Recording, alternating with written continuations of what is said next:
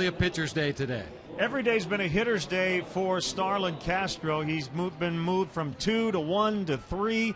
Wherever he is, he hits. Let's hear from Mike Quade, his manager, and he was asked, did you think he would be this good so soon? I respect his talent, but I mean, you know, to be hitting at this kind of clip and doing some of the things he's doing, I'm sure we didn't expect him that good right now, and just want to see it continue. The offensive part of his game has become so good, and he's so advanced now at this point. And he's running the bases better and stuff, and so the defensive stuff continues to be something he needs to work on. And I do like what he and Barney are doing in the middle of the diamond. So he's pretty good. I would say so. And the Cubs on this homestand have won 3 of the first 5. It's a 9-game homestand, and all the Rockies come in tomorrow. Probably the one thing there you'd like to see the Cubs improve is maybe hit the ball out of the ballpark and keep the other team in the ballpark. Well, there's no question the Cubs could use some more home runs offensively. They've left a ton of base runners on base. A big blow here or there would swing a lot of those ball games. Cubs have been outscored, let's see, 20-12 in this series, but they have won 1 and lost just 1. We'll talk some offense. David Kaplan sat down with the Cubs second-year hitting coach Rudy Jaramillo. That conversation is next.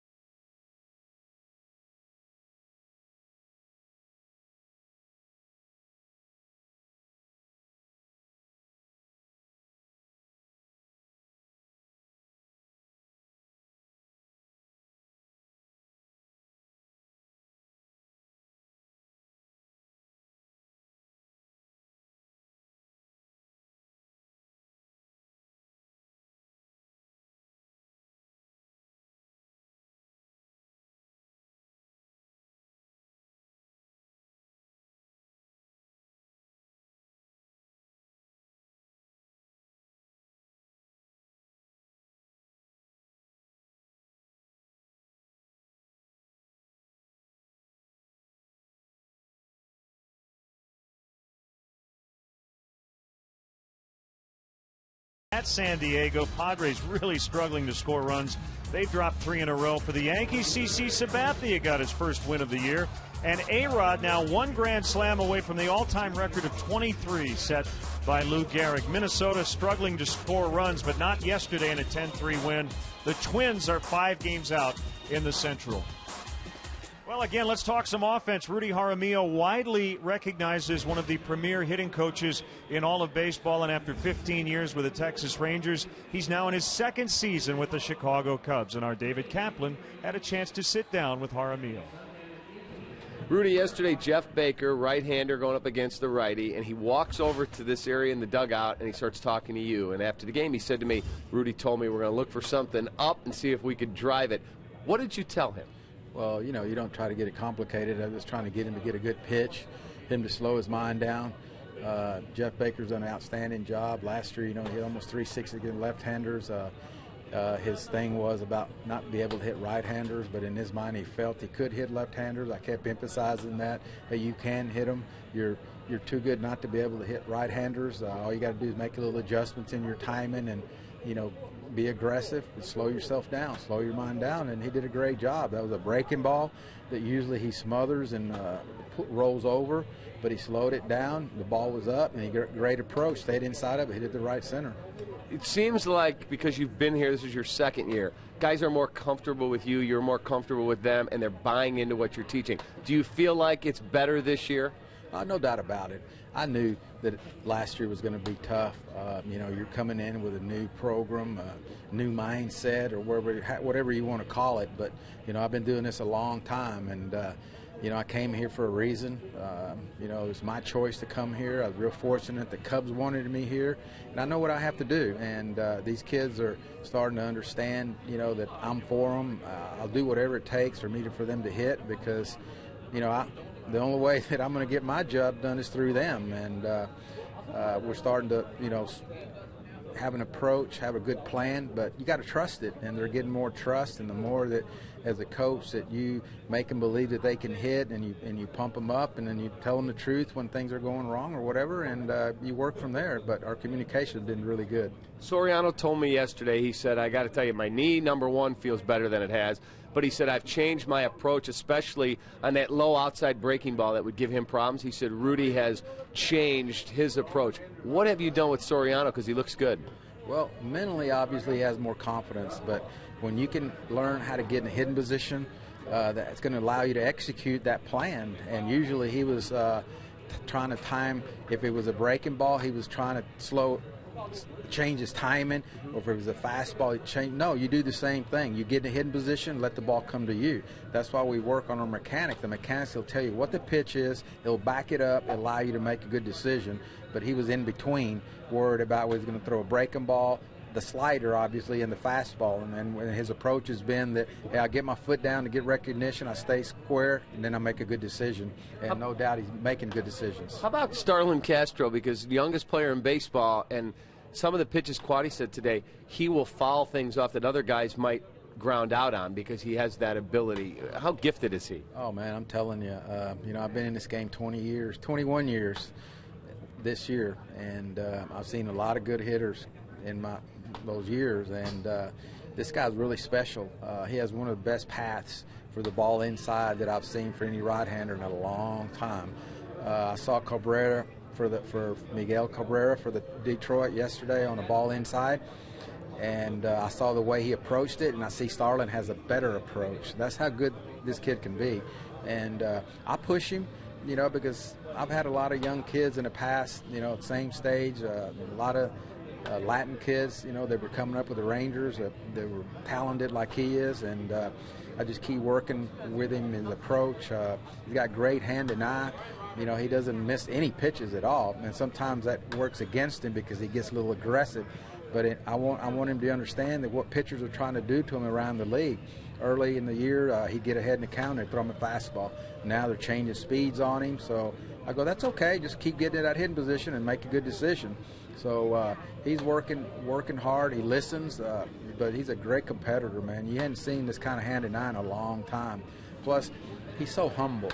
You know, he just stays within himself and goes about his work, and he feels no pressure. You can tell up there. You can tell in his body language if he doesn't feel no pressure. He knows he can hit. He believes in. So that's a great attribute that he has. All right, last one for you. Today's pitcher, Carlos Zambrano, he loves to hit. At times you guys have had to back him off and said, let's worry about pitching. What is he like for you as a hitter? You know what?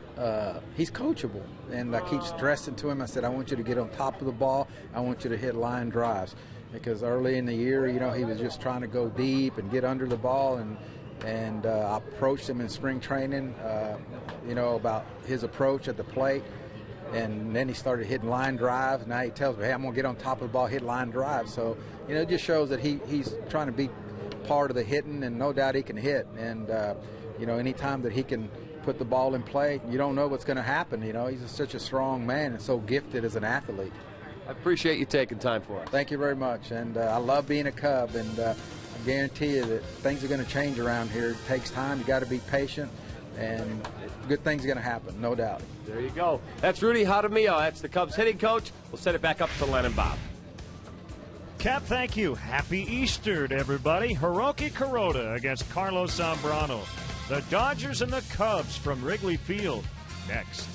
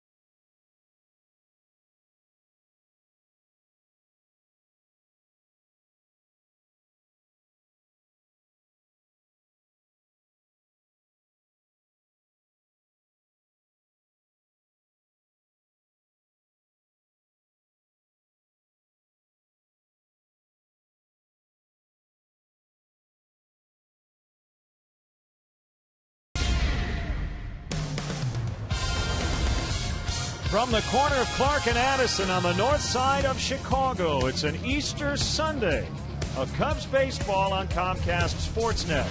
Rubber game today, couple of 500 clubs. The Dodgers and the Cubs try to finish the weekend with a winning record. Hi again, everyone. Happy Easter. Bob Brenly and Len Casper with you. The Cubs got blasted 12-2 on Friday, and it looked like they were going to maybe get blown out yesterday, but they came back late. What a thrilling win it was. 10-8 the final. Yeah, I keep coming back to what we heard from manager Mike Quade in spring training about the resiliency of this year's ball club.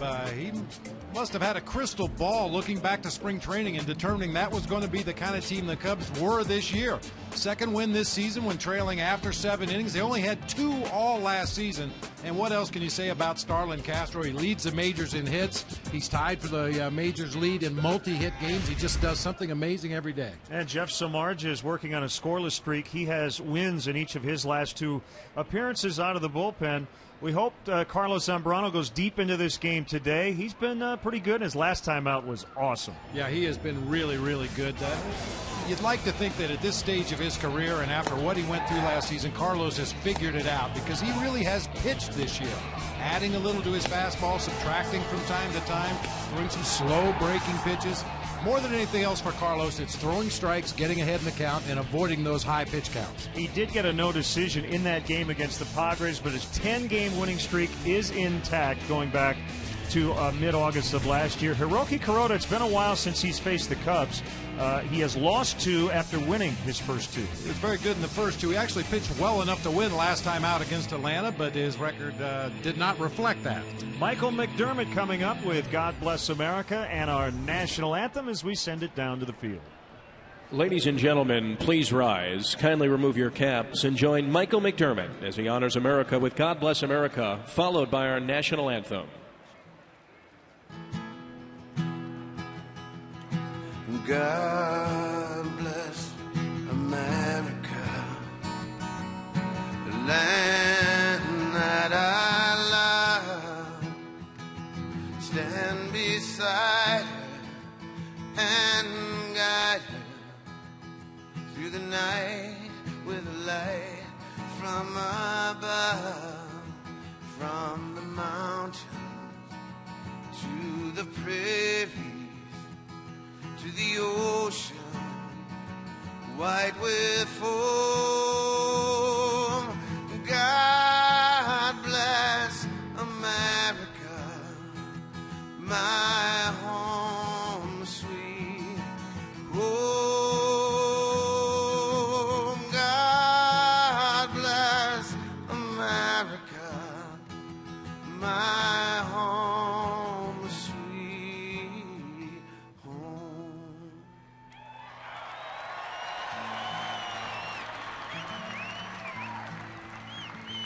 Oh, say, can you see by the dawn's early light what so proudly we hailed at the twilight's last gleaming, whose broad stripes and bright stars through the perilous fight o'er the ramparts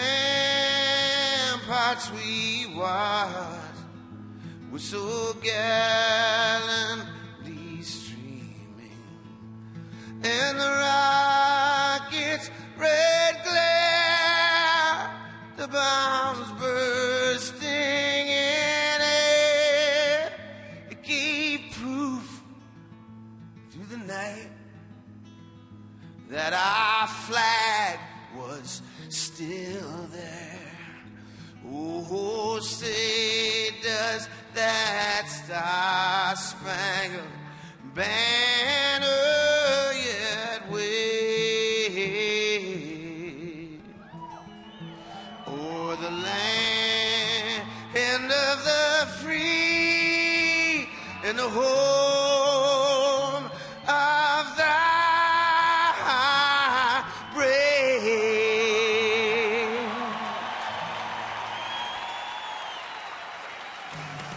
Michael McDermott, fantastic job with God Bless America and our national anthem. It's Easter. It's Cubs baseball. Comcast Sportsnet has all the action coming up.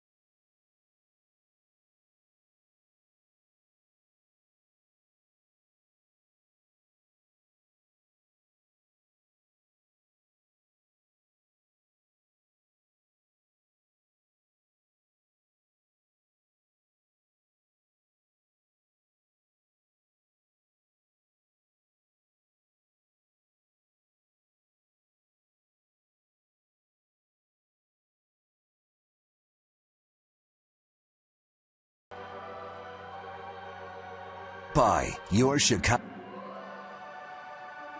White Sox baseball.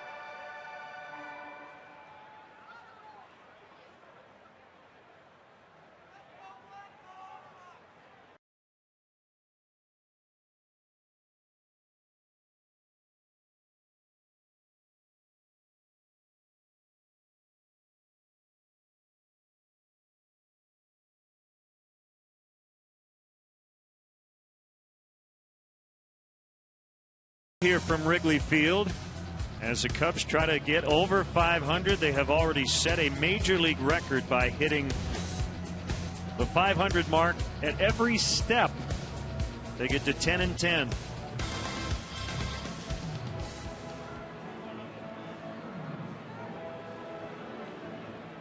Let's hear from Mike Quade before the Cubs take the field on the lineup, which has changed on almost a daily basis here in the early going.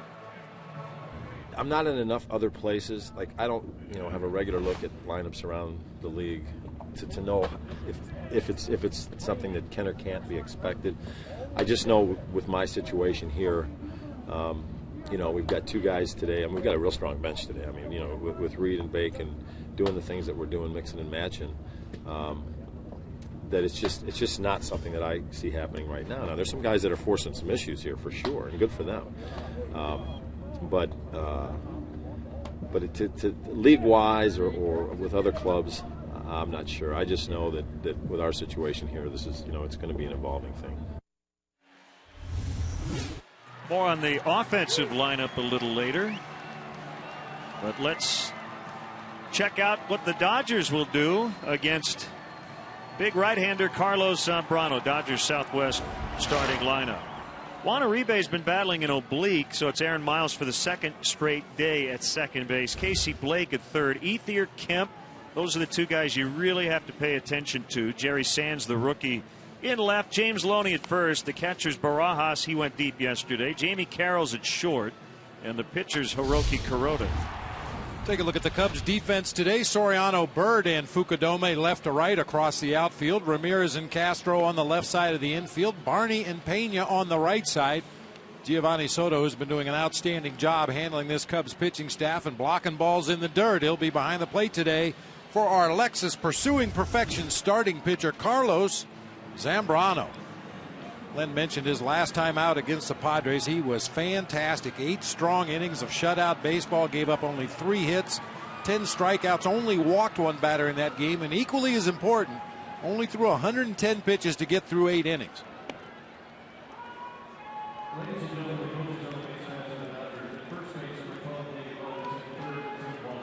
Aaron Miles ready to step in. By the way, Uribe has a quad, not an oblique.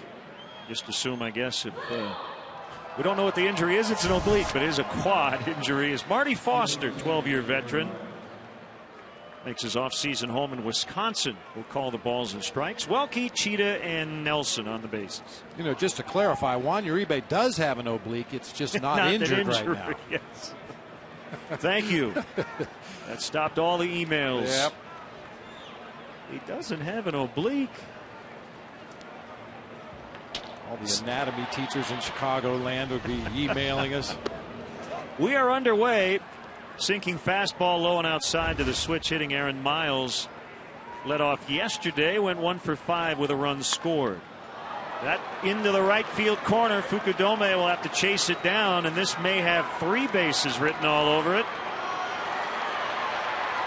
And it will be 3, as Barney couldn't handle that throw from the corner. It would have been 3 either way. It's a leadoff triple for Aaron Miles.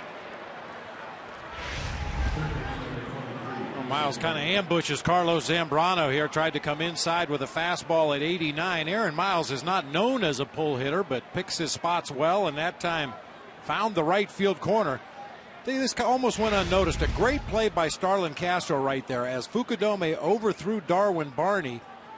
Castro probably saved the first run of the game. That ball looked like it was going to roll over into shallow left field. Castro left his feet to stop the ball from rolling away and held Miles to a triple. For Miles, his 16th career triple. That matches his career homers, 16, and it's his first triple since 09 when he was a Cub, and Casey Blake gets hit by an 0-1 pitch.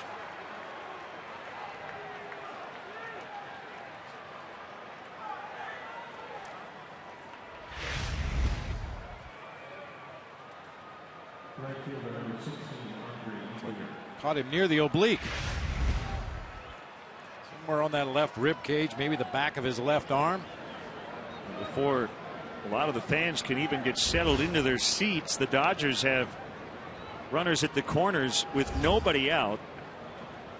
And Andre Ethier carrying a 20-game hitting streak into this at bat.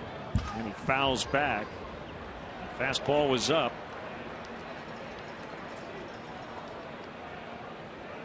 Ethier with good success against Zambrano.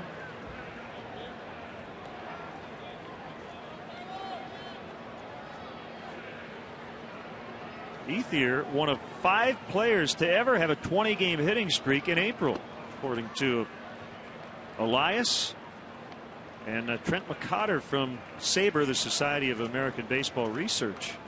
I took a look at this. Joe Torre, Danny Bautista, Rico Cardi, Steve Garvey, and Andre Ethier, the only players to hit 20 straight in the month of April. 2 balls and a strike. This has generally been a good inning for Zambrano to start the season. Well, if he can tap dance out of this trouble, it will be a great inning today. Ground ball, and it deflects off the glove of Pena. The throw to first is going to be late. Everybody's safe. It's 1-0 Dodgers on an infield RBI single for Ethier, whose hitting streak is now at 21. Normally sure-handed Carlos Pena down there at first just didn't get down far enough to stop that ground ball. No surprise that Darwin Barney, Johnny on the spot to back it up, and throws onto Zambrano, making a close play at first, but Andre Ethier reaches with an infield single, and the beat goes on for the Dodgers right fielder. And it doesn't get any easier with Matt Kemp digging in. Starting the day, leading the majors in batting average at .402.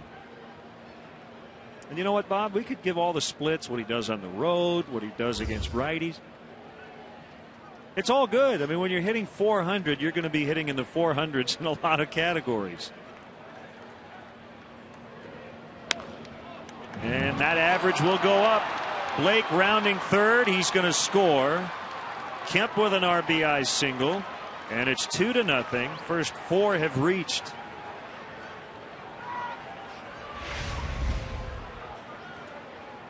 Not a bad pitch down below the bottom of the strike zone, but Kemp just hits that top spin ground ball past Ramirez at third on into left field, where the grass gobbled it up and did not give Soriano an opportunity to throw out Casey Blake at home. Still nobody out, and it's Jerry Sands, the left fielder.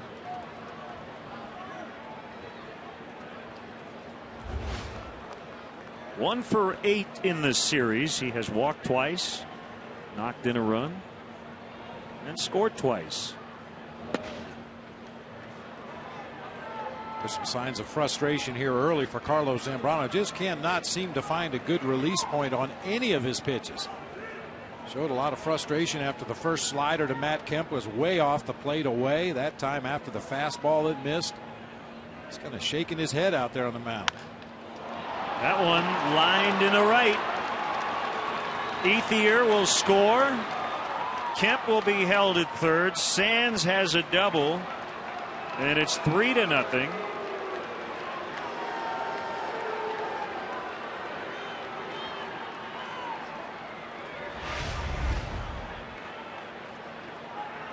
Fastball center cut middle of the plate. Jerry Sands with a late swing, but gets the barrel on it, drives it down into that right field corner for another extra base hit. At some point you'd like to see somebody, whether it be Giovanni Soto, we've seen Carlos Pena do it repeatedly in the early going, go out there to the mound, just have Carlos take a deep breath. Let's start over again. Nothing we can do about what's happened up till this point, but let's start to make some better pitches right now. Ramirez will play in, everybody else back, as the Cubs just need to get an out. It's James Loney. with runners at second and third. 4 hits, 3 runs already. Swing and a miss.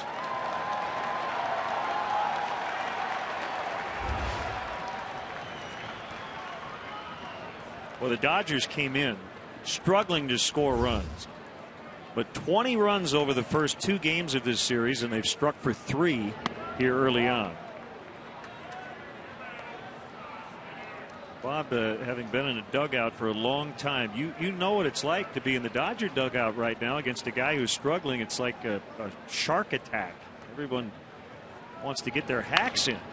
Sharply hit ground ball. Pena will tag the bag. That's the first out. Loney will get an RBI as Kemp scores. I don't know what it is, but there's a group confidence when you have an inning like this. And the Dodgers have taken some very confident swings against Zambrano in this first inning. And because he's missed his spot with just about every pitch he's thrown so far in this game, you add that to the aggressiveness that we're seeing from the Dodger hitters here in the first. And so far 4 on the board, only 1 out, a runner at third base, and the Cubs will have to bring their infield in now. Now, there's a joke in the dugout when you have a pitcher on the ropes, somebody usually yells out, hey, there's a fight at the bat rack, meaning everybody wants to get into that on deck circle, go on up to the plate and take their hacks. Like a feeding frenzy.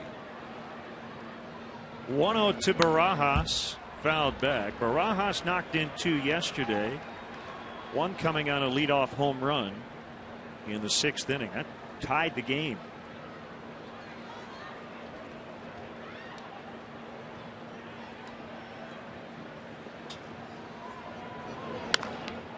Fly ball to left. Sands ready to tag. It's not very deep. Soriano makes a catch.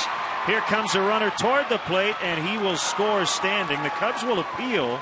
They think Sands left too early, and apparently he did not. Boy, Mike Quaddy's very upset. I thought Sands may have, and we'll get another look at it, but Mike Quaddy is convinced that Sands left before Soriano made the catch. I think he's got a decent argument. A shallow fly ball to left, and Soriano has all his momentum coming in. I'm really surprised Sands even took a shot at it, given Soriano's history throwing out runners at the plate. Unfortunately, that one really tails.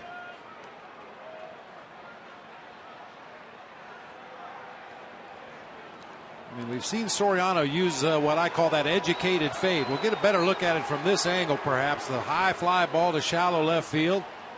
Sands going back to tag as Soriano comes in to square up on that fly ball. Well, he may have. It was really, really close. We would have had to slow it down even more to determine. I think with a naked eye, it looked like he left early. Yeah, I mean, his body was moving early. I'm not so sure his foot came off the base early. Fly ball, shallow right. Fukudome will make the catch. And a nightmarish 5-run inning finally is over. The Cubs are coming up.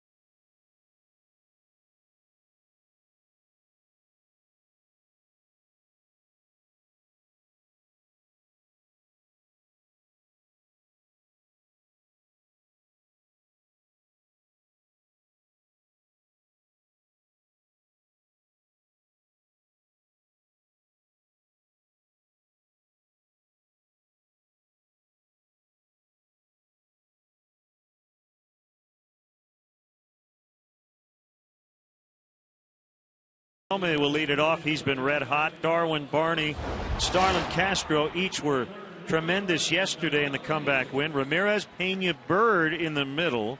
Soriano, Soto, and Zambrano at the bottom. Take a look at the Dodgers defense this afternoon. Jerry Sands in left, Matt Kemp in center, Andre Ethier in right field, Casey Blake and Jamie Carroll once again on the left side of the infield, while Aaron Miles and James Loney will man the right side. Rod Barajas behind the plate today for right-hander Hiroki Kuroda. See his overall numbers on the season. An 11-game winner for the Dodgers last year with a really fine 3.39 ERA.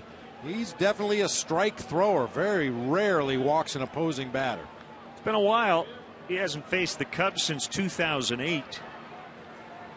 2 career starts, 1-1 with a 0.59.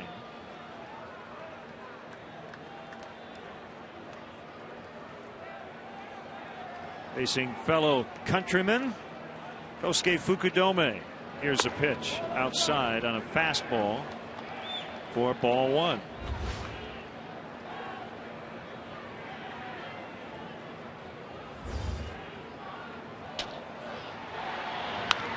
Ground ball off the glove of James Loney through the bullpen, and Fukudome has a leadoff double.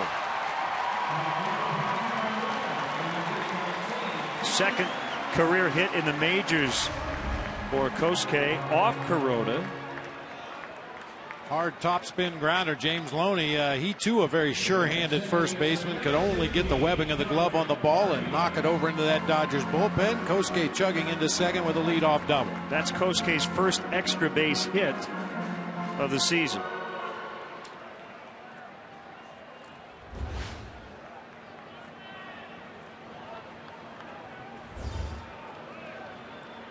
Joking earlier this week about the Cubs' record after a loss, and he said, well, the Cubs need to lose more because they win so much after they lose.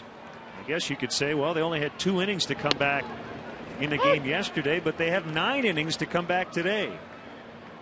I don't think there's any panic in that Cubs dugout because of what the offense did yesterday, what they've done in some of the previous games this season. They just seem to bounce back off that mat pretty well. 0-1 to Darwin Barney. Ground ball through. Base hit.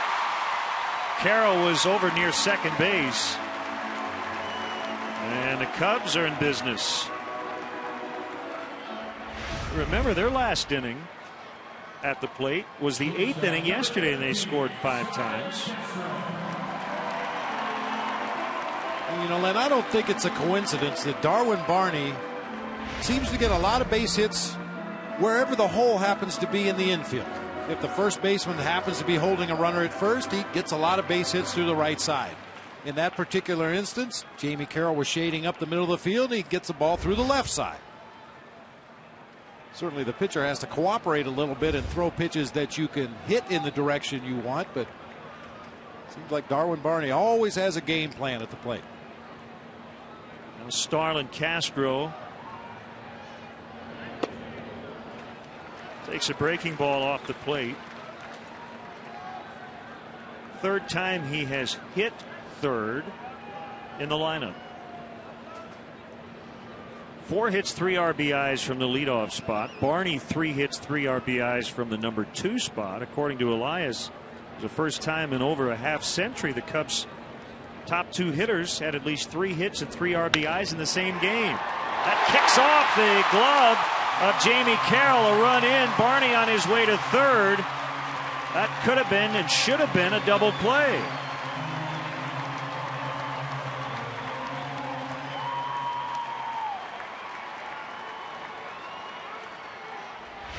Hit it hard, take your chances. That's been Starlin Castro's motto throughout the early part of the season, and he did hit it hard right at the Dodgers shortstop. Just ate up Jamie Carroll. Bounces into center field. Cubs still have it cooking.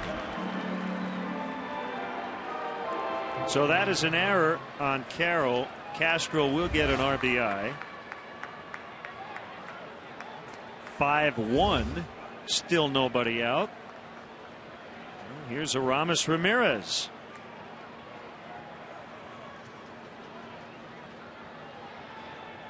Keep the line moving.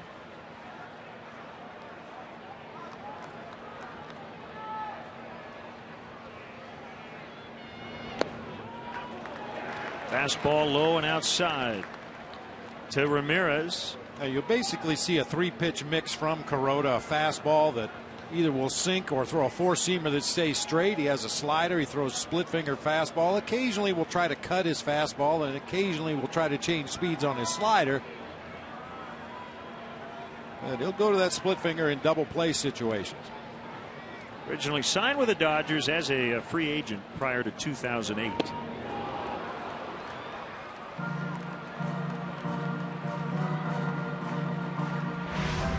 Spent 11 years in the Central League in Japan with the Hiroshima Toyo Carp. 74 complete games in those 11 years. Played with Kosuke Fukudome on the Japanese Olympic team in 2004.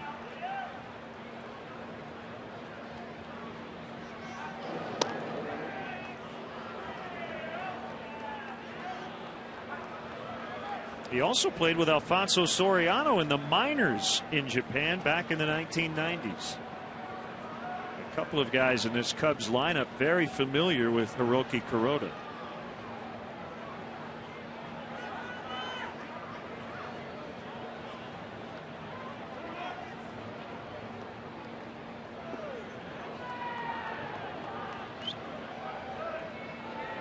Rod Barajas is getting rid of his sunglasses.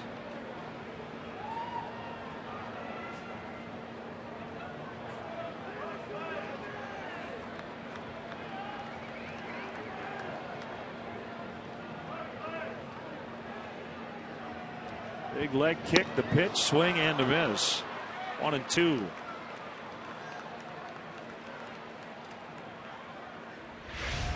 Ramos Ramirez has been feasting on fastballs in the early going this season. Looks like Kuroda is just not going to challenge him with anything fast.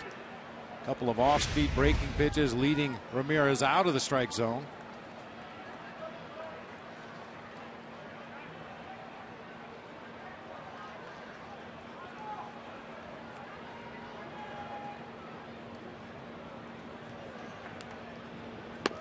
And he struck him out on a pitch just off the plate. For out number 1. Follow all of today's stats and info in real time with Cubs in-game live only at csnchicago.com, and it's brought to you by Honda.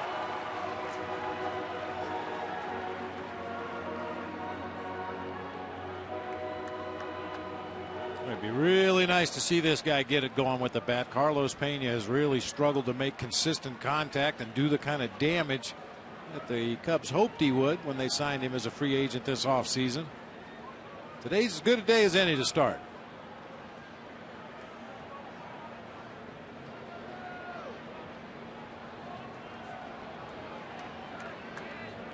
Dodgers play Pena on the infield about as straight up as any team so far this season. Certainly partially because of the base runner situation. And a base hit into center. Barney will come in to score easily. Pena knocks in his 5th run of the year, and it's 5-2.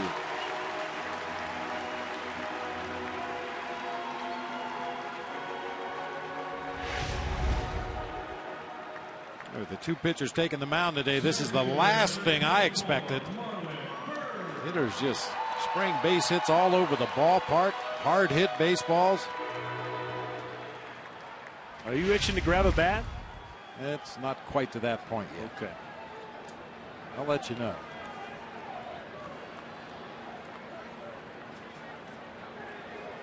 So, you know, a day like this, I was the guy that took one for the team. I was the guy that would end up making 2 outs in an inning like this. Because as you always say, somebody has to make the outs. That's right. Otherwise, you play forever.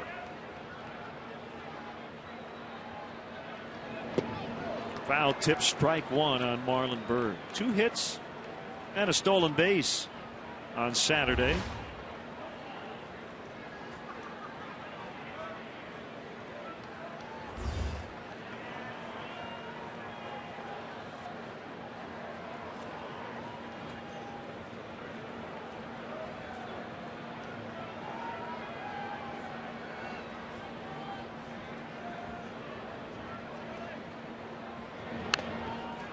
Bounced foul. Cubs will stay in the NL West for the next few series, with the Rockies coming in tomorrow. And then their next trip will be to Arizona and Los Angeles. And what a matchup today in Florida. Ubaldo Jimenez against Josh Johnson, and they both had no hitters into the 5th inning. Well, neither has one now. It's 3-1 Florida in the 6th. Excellent pitching matchup in that one. Dodgers will go to Miami after today, and the Rockies will fly from South Florida to Chicago.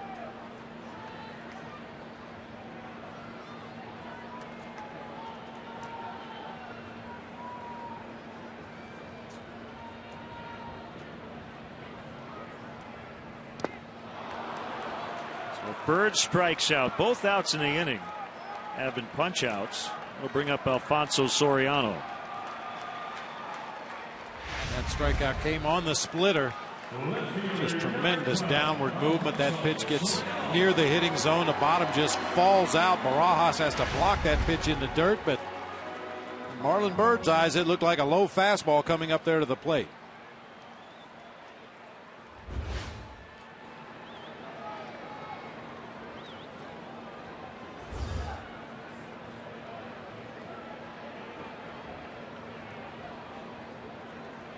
Alfonso 1 for 7 in the series with a run. Tying run at the plate. And a wild pitch, so now base hit. Should score 2.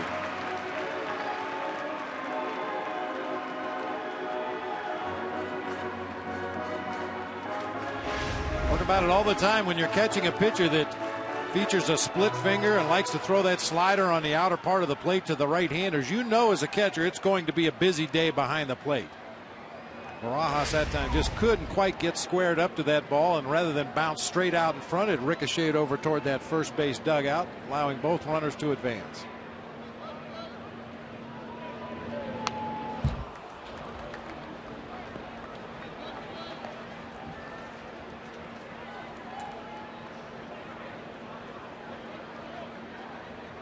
Kuroda is 36, 6'1", 190 pounds, born in Osaka, Japan.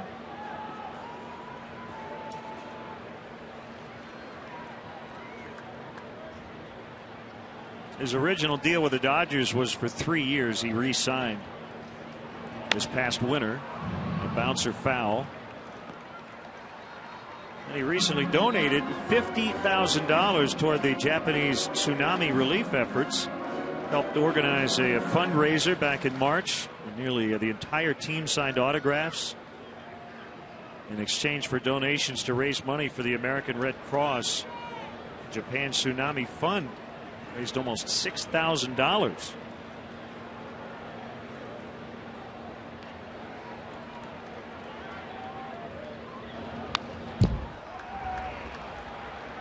You know, Len, I can't even believe I'm going to try this, but Kuroda is the 7th Japanese-born player in Dodger history, joining Hideo Nomo, Kaz Ishii, Museo Kida, Norihiro Nakamura, Takahashi Saito, and Dave Roberts. All right. Long way to go to get to Dave Roberts. He was born in Naha, Okinawa. Played briefly for the Dodgers between 02 and 04. Nicely done. You worked on that all night. I have a cramp in my tongue trying to get some of those names out.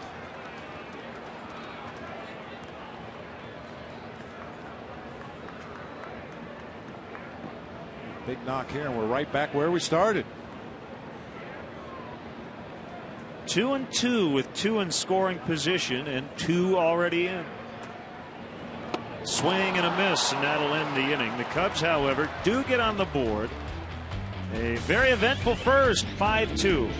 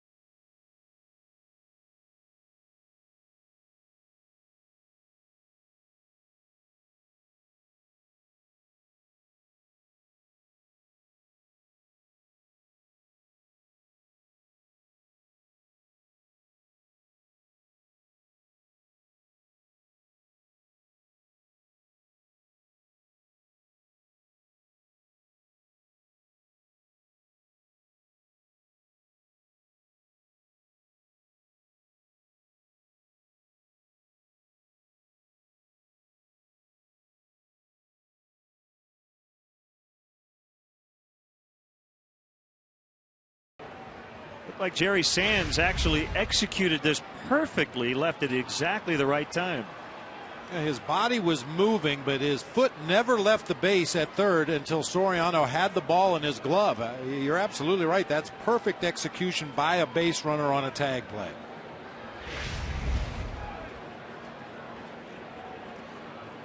Kuroda will lead off for the Dodgers here in the second, and he looks at a strike. 1 for 10 on the year. He's hit 102 in his career.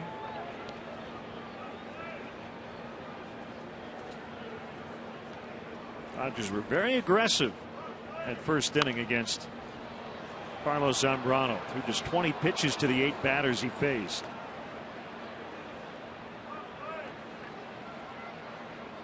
That's a pretty common approach around Major League Baseball. When you're facing one of the opponent's better starting pitchers, the idea is to get him early before he has a chance to settle in. And certainly the Dodgers did not allow Zambrano to settle in that first inning.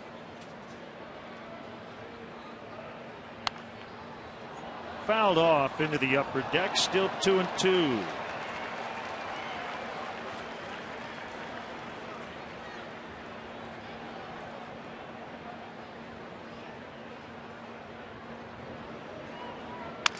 Broken bat, ground ball. Ramirez lets it go. Castro off the back foot.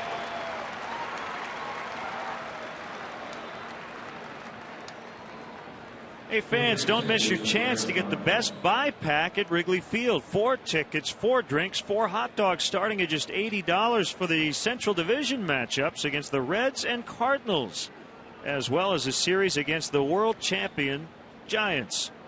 For more details and to purchase your Best Buy pack, visit Cubs.com/bestbuypack. Tickets still available for the Rockies and Cubs Monday night, Tuesday night, and Wednesday afternoon.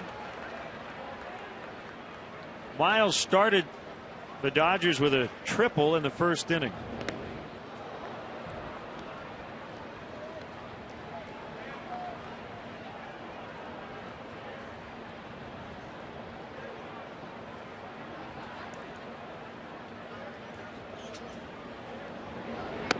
That's a strike.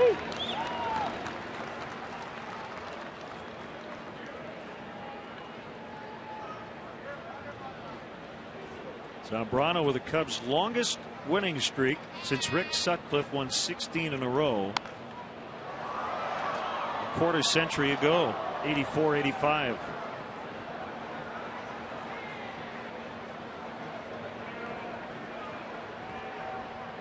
Well, it's safe to say during this streak he hasn't had too many innings like the first, in which he allowed 5 runs. Darwin Barney. Bad throw, safe. That'll be an error on Darwin Barney. Just a little too casual that time. Darwin Barney, who has made fundamentally sound play after play in the early going, never got himself under control. A little flip in the dirt to Carlos Pena, who just couldn't hang on over there. Tough hop. I'm sure Pena will say I should have had that ball, but I think part of it, Bob, is that you're not expecting that throw to be in the dirt. No, that's just a short little 50-foot toss. Casey Blake back to the mound. They get 1. This time Pena digs it out. 1-4-3 to end the inning. 5-2 Dodgers early.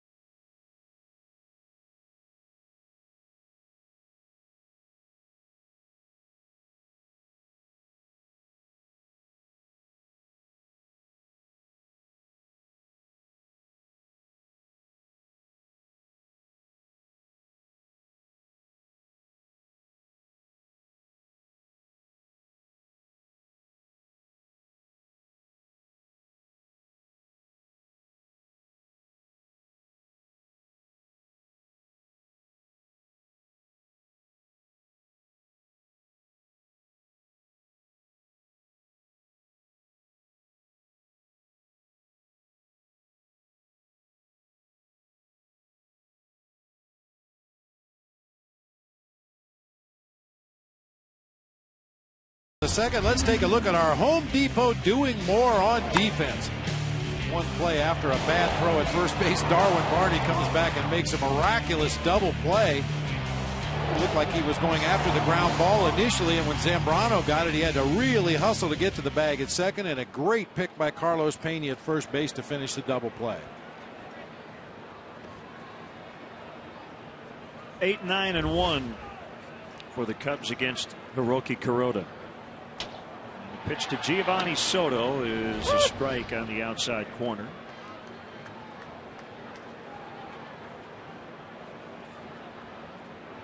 Gio has only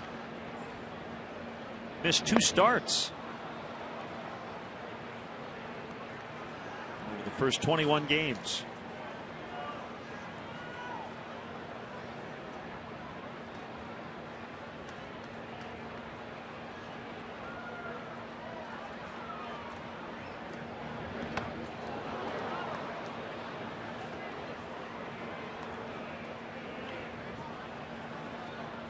Let's see what Pitch Tracks thought of this one. On the bounce. It's a strike on the bounce. That one got every bit of Rod Barajas' mass behind home plate. Caught him right on that throat extender down there at the bottom and just flipped the mask right off his face. That would have been a good toss in cricket. 2-2. What I'm laughing at, I used to swing at that pitch all the time.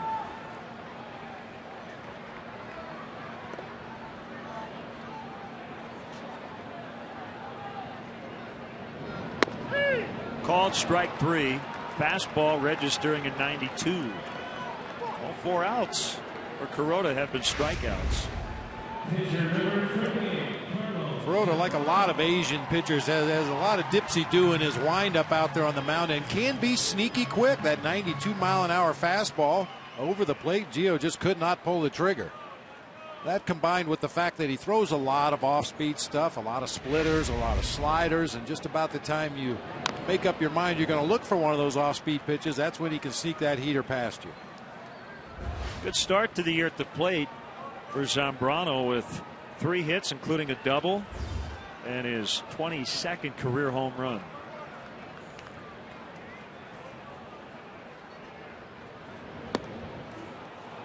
Nothing in 2.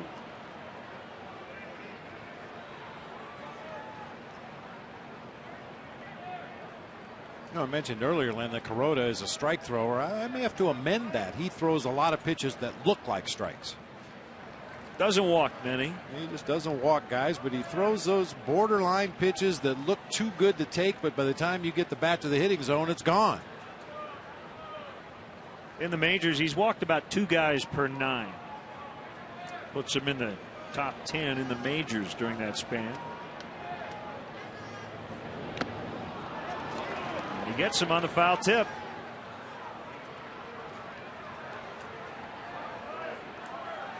Watch the Cubs take on the Rockies tomorrow night here at Wrigley Field. 7:05 first pitch, but be sure to arrive early. The first 10,000 adults 21 and older get a Cubs washed cap, compliments of Bud Light. For more information and to purchase tickets, visit Cubs.com.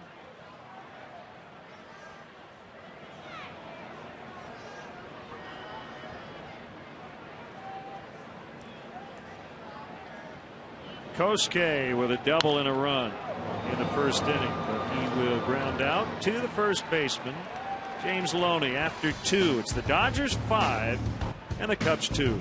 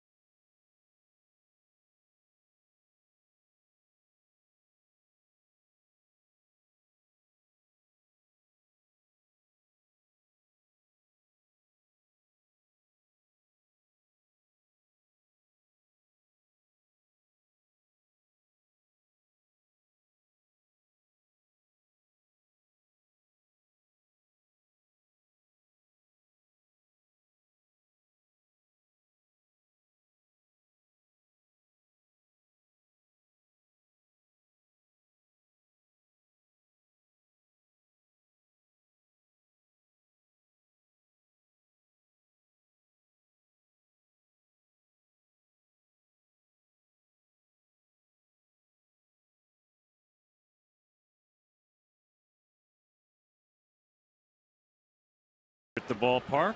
5-2 Dodgers as we start the third inning. And it is great to have with us Carrie Listash, the wife of Cubs bench coach Pat Listash, in the booth talking about a big event coming up here in early May. Carrie, thanks for heading on up to the booth today, and a good idea to wear a jacket. A little chilly. It's a little chilly here with the wind blowing in as Carlos Zambrano faces Andre Ethier. Cubs charities and the Cubs wives are joining forces to bring Cubs for the Cure here to Wrigley Field. Carrie, tell us about it. Well, on Saturday, May 7th, the wives of the players and coaches are going to be collecting money. $5 donation we're asking. We have pink bracelets that say Cubs for the Cure that we are going to give the first 5,000 people at the gates. We will be out there Saturday, May 7th, and we are asking for a donation to support Susan G. Komen There's the breast bracelet you were showing us. Cubs for the Cure. So that's Saturday, May 7th. It's a 12:05 first pitch against the Cincinnati Reds. And you can purchase tickets to the Mother's Day game the next day as well, Sunday, May 8th. That's correct. You go online and you can purchase the tickets online. You can use the code PINK. And $2 of every ticket purchase will be donated to the Komen Foundation. A big weekend coming up here in May. 2-2 on the way to Andre Ethier. Backhanded by Pena, and that'll go 3-1. This is obviously a very personal crusade for you, having gone through breast cancer. And can you tell us about your journey? I was diagnosed in 2005 with stage 2B breast cancer. So I went through a series of treatments. I had a mastectomy. I went through chemotherapy. I actually participated in a study at Baylor University in Houston, where we live, on breast cancer on treatments, and I had 30 rounds of radiation as well. And I'm sure you've gotten a lot of support from others who've gone through this, and I'm sure you've lent a lot of support to others who are going through it right now. That's going to be fair for Matt Kemp. It'd be an easy stand-up double. Kemp is 2 for 2. Everywhere you go, everywhere I go, I talk to people, whether it's a mother, a daughter, a sister, an aunt. Breast cancer touches everyone's lives, and the love and the support that I had from family, friends, my husband, it was just overwhelming, and to give back. And that's pretty much where I'm at in my life now after 5 years, is giving. It's giving back now. It's giving back. And early detection is the #1 thing. Correct? Early detection saves lives, and the treatments prove that. The earlier, the better. It's a strike. Sands went around. Runner at second. 1 out in the third. 5-2 Dodgers. I think that early detection, Carry, for any disease, men or women, I think everybody's a little fearful to go find out for fear that it's going to be bad news, but that's the best way to go about attacking it. It is, Bob. It absolutely is. It doesn't matter whether it's breast cancer, what cancer it is exactly, any disease, the earlier the better. I myself visit my oncologist every 3 months because of where I was with the cancer, and it's scary. Every 3 months when they draw blood from me, I'm scared. You know, and it's that sigh of relief, and everything is good. Well, you know they're on top of it. That's the key.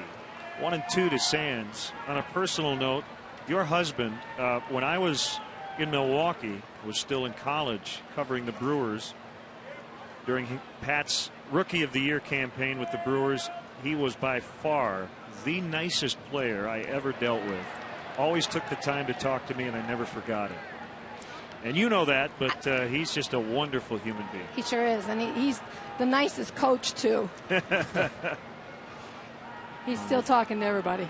Thrilled to have him here at the big league level with the Cubs, having managed in the minor leagues, and a former coach with the Washington Nationals. How did you enjoy D.C.? Absolutely loved Washington, D.C. It was a great city. Not as much as Chicago, but it's a great city. Good and we had a blast. It was great. Team was wonderful. Fouled back, still 1-2 on Sands.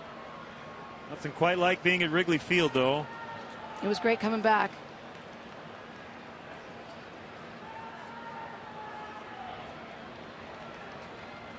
Runner at second, that's Kemp. Zambrano trying to keep the Dodgers right where they are. And that's inside 2-2. And Zambrano really trying to stay focused on the right arm angle.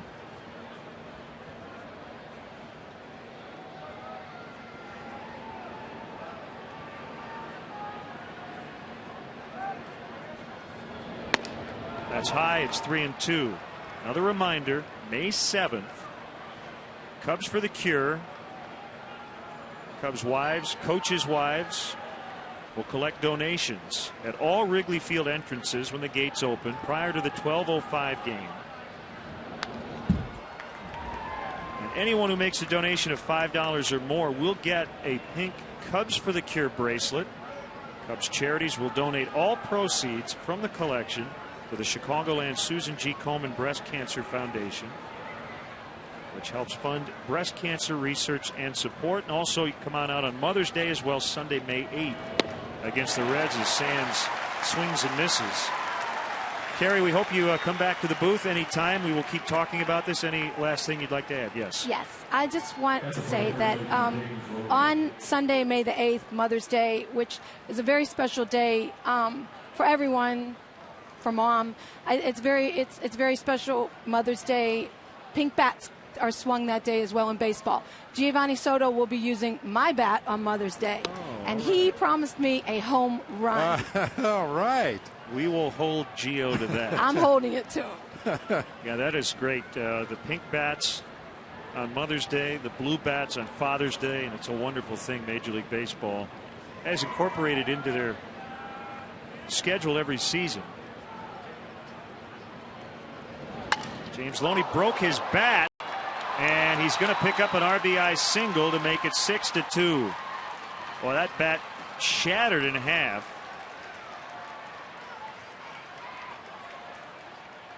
Second RBI for Loney. Well, that's when you know you're going good. You get the bat just shattered in your hands. But find that hole in the left side. Castro was jockeying Kemp back close to the bag and just couldn't recover in time to get to that slow hit ground ball that rolled through into left field. Carrie, thanks so much for stopping by. We really appreciate it. Thank you very much. Stay warm today, okay? Thanks. Happy Easter. Happy Easter to you. Again, May 7th and May 8th, big weekend here at Wrigley Field.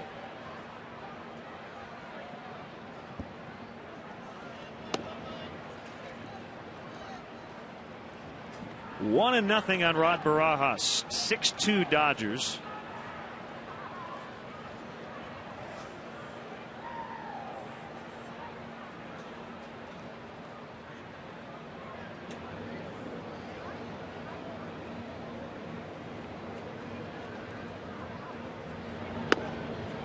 Big swing and a miss, 1-1.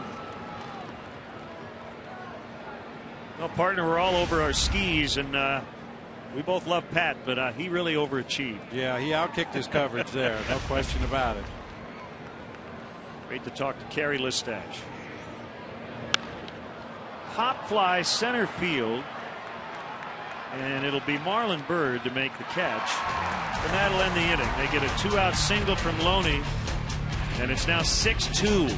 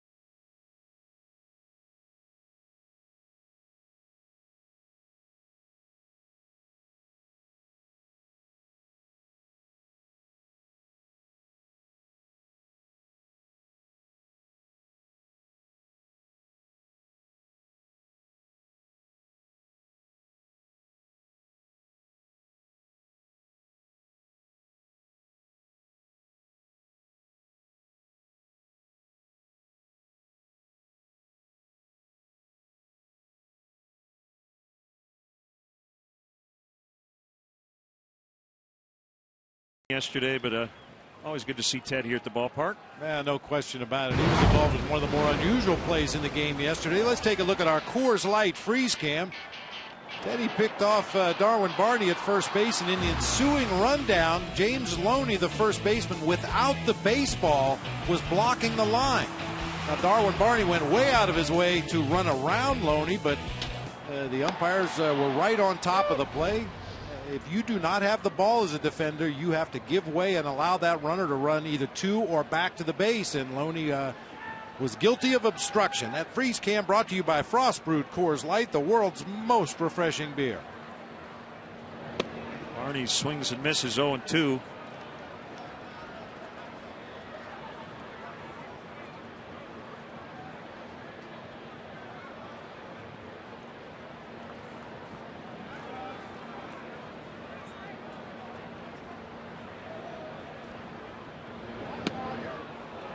Another strikeout for Kuroda. 6 already. This May, the Cubs are hosting the second annual fantasy camp here in the friendly confines. Jonas, on May 15th and 16th, when 40 participants will receive the most extraordinary game day and on-field experience imaginable. This year's legends include Ernie Banks, Billy Williams, Fergie Jenkins, and others. Reserve your roster spot today. Call 773-404-4748 or visit Cubs.com/premier as Castro's out on one pitch.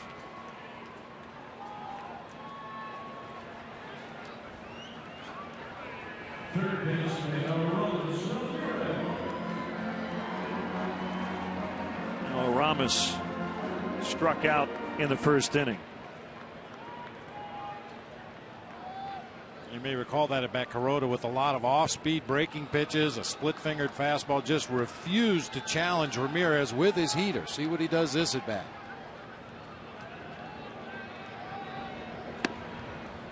There's a fastball. Great location for the pitcher, not a great location for a hitter to chase on the first pitch.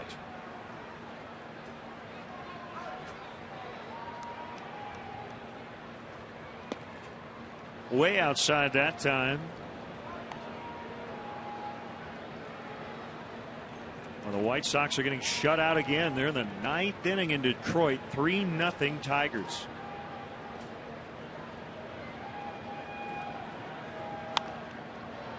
Well, that is the same White Sox offense we talked about after the first week of the season. They were averaging nearly 7 runs a game, just pummeling opposing teams, and have really fallen on hard times.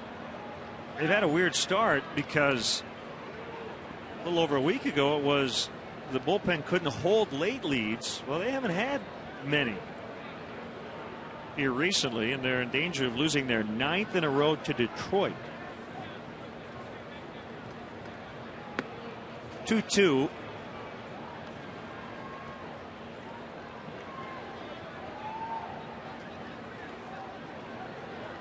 First place Cleveland leading at Minnesota 3-2 in the 4th.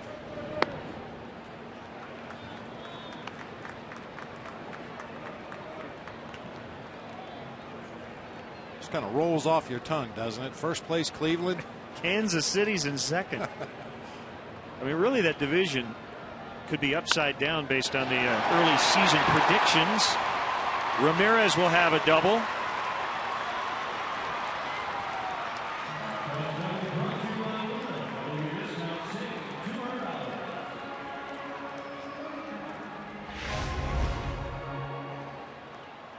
Like a little slider down over the heart of the plate and spanked it right past Casey Blake. He had very little reaction time on that bullet. Rolls all the way down into the left field corner for a 2-out double.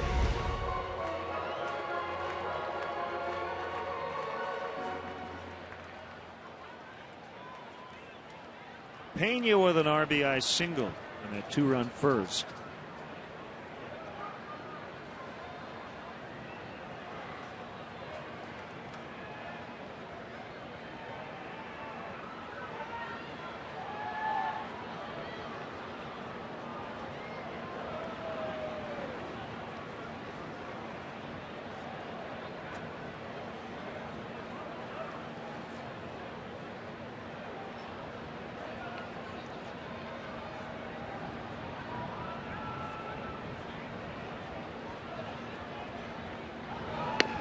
Swing and a miss. Strike one. Well, you know, Len, even though the wind is pretty much blowing straight in from center field today, this is one I would classify as a thin wind. I think if you get a hold of one today, it will go out of the ballpark. We've had some much stiffer winds in earlier games in this homestand, but judging from batting practice today and just the general feel here at the ballpark, I think you can reach the bleachers today if you hit it well. Pena could not hold up. 0-2.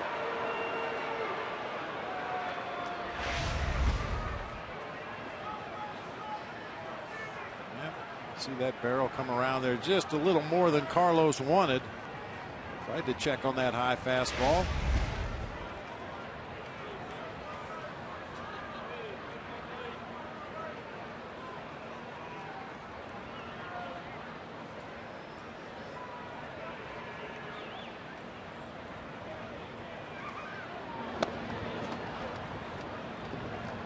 Kuroda already with a season high 6 strikeouts. Previous best was 5 in his first outing. His career high 11, and that was against the Cubs June 6, 2008.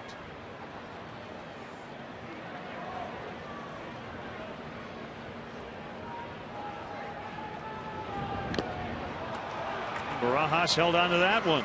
7 for Kuroda. Cubs leave a runner in scoring position and trail 6-2.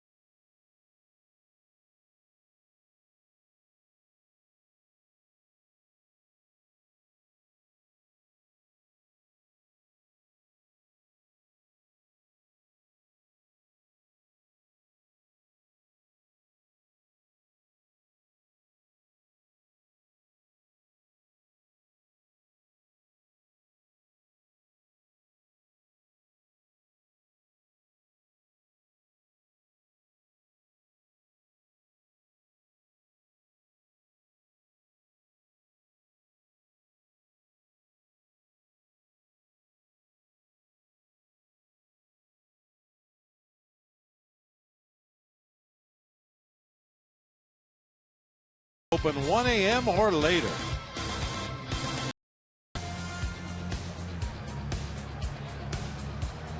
Hope your Easter is going well. Have a rough start for the Cubs today, as the Dodgers got 5 in the first inning of Carlos Zambrano. The Cubs would respond with a couple. LA would add 1 in the third. We're now in the fourth. And a 1-0 count to Jamie Carroll.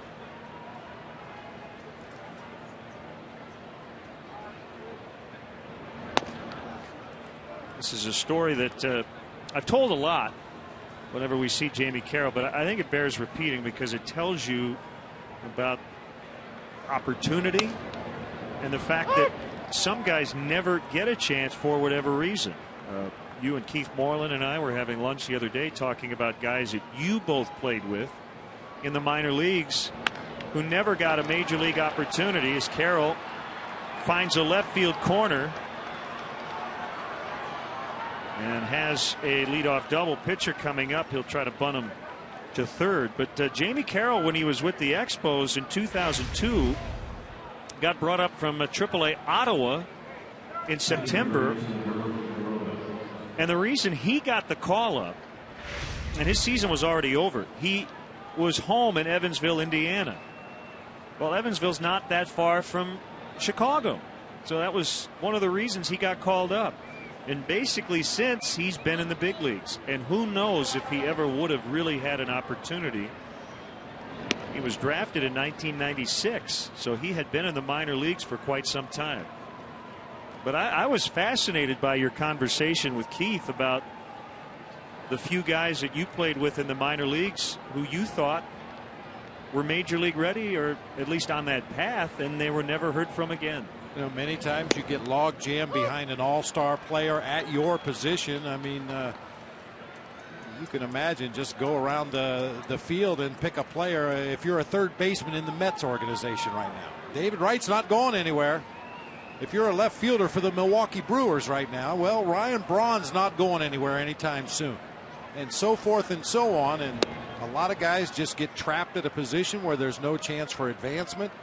And unfortunately, because of that, a lot of very good ball players never really get that opportunity to climb the ladder and ultimately make it to the major leagues. Well, Carroll, I guess, was one of those guys. He had nearly 800 minor league games under his belt before his debut, but he did take advantage of the chance he had. And having said that, this is the second team he's now played for that has been run by Major League Baseball. I don't think it has anything to do with him. No. There's the bunt by Kuroda. It's foul. Soto picked it up and it was already in foul territory, but just for fun, they'll get Carroll in a pickle.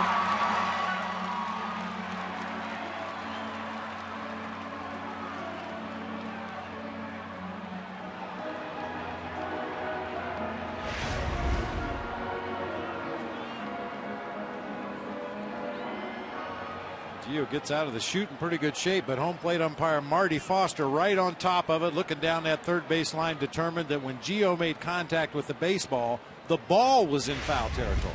That's the only thing that matters. It doesn't make any difference where the defensive player is standing. It's where the ball is. Bunted foul, making it a strikeout.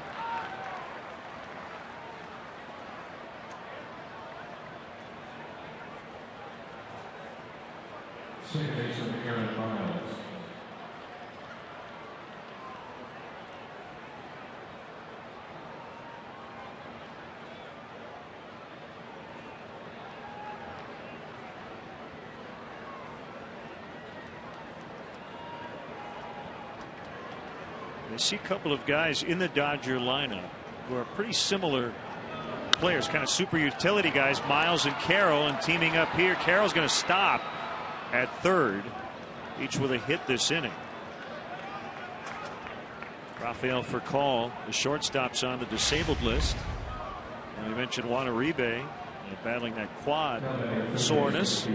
That's why Miles and Carroll are in there, and they've made some things happen. Yeah, for Miles, we saw him pull that ball down into the right field corner for a leadoff triple in this ball game, and I said that was kind of unusual for him. That is more a typical Aaron Miles base hit, especially from the left side of the plate.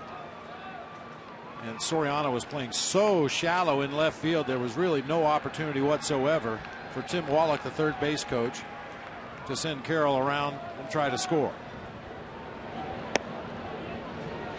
Fastball strike to Casey Blake.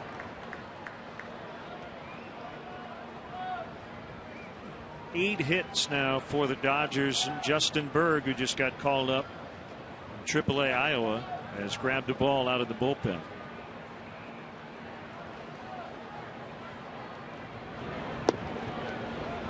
Slider missed low, 1-1. Already a season high in hits allowed for Zambrano.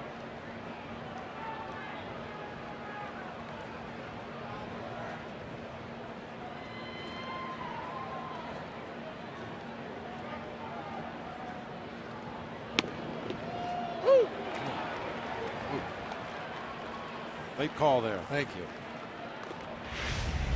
seen a number of borderline pitches throughout this series for both teams. Not called strikes. That one on pitch tracks just nips that inside corner on Casey Blake. There's a sinker baller. Justin Berg lost a little weight, about 8 pounds, as he battled illness earlier. He's trying to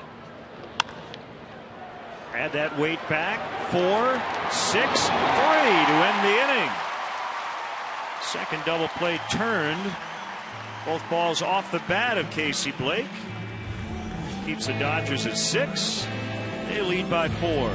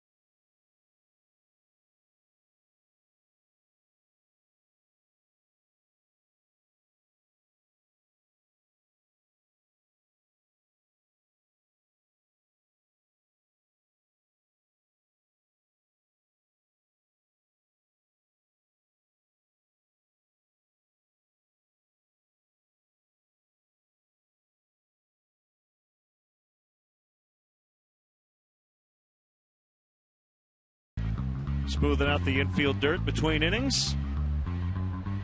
They manicure this beautiful playing surface. Now this Wrigley Field playing surface has gone from one extreme to the other. It's certainly due to a lot of the hard work of our Menards grounds crew, but also the resurfacing that took place a few years ago to level out the playing field, took out a lot of the bad hops. I haven't heard any complaints from visiting players coming into Wrigley Field like you used to way back in the day. Inside to Marlon Byrd, 1 ball, 1 strike. Final in Detroit, Max Scherzer got the win over John Danks. 3-0 the final. Scherzer's 4-0. Danks 0-3 in spite of a 3.27. Kuroda had to leave his feet, and he'll get the out. Jose Valverde with his 5th save. What was his nickname in Phoenix? Papa Grande? Papa Grande, yeah. Which was what, Big Potato? Big Potato, yeah. Jim Traber, who was announcing for the Diamondbacks at the time, was trying to call him Big Daddy, I think was his intention, but he called him Papa Grande, which is Big Potato, and it just kind of stuck.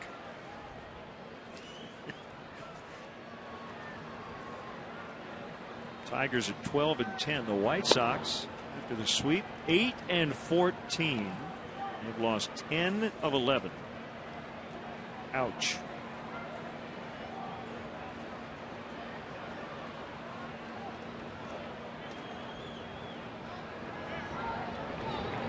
One 0 on the way to Soriano. A high fly out into right center. Matt Kemp calling off Andre Ethier. He puts it away for the out.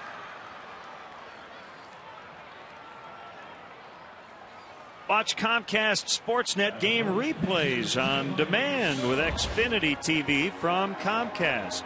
Don't miss the action. Call 1-800-XFINITY today.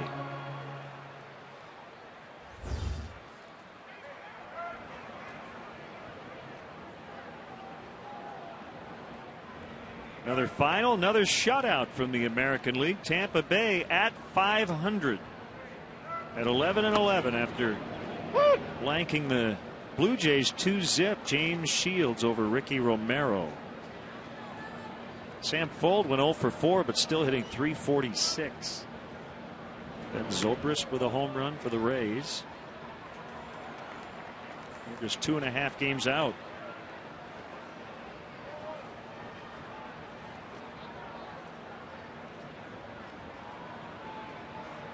Shields went the distance. A complete game 4-hit shutout.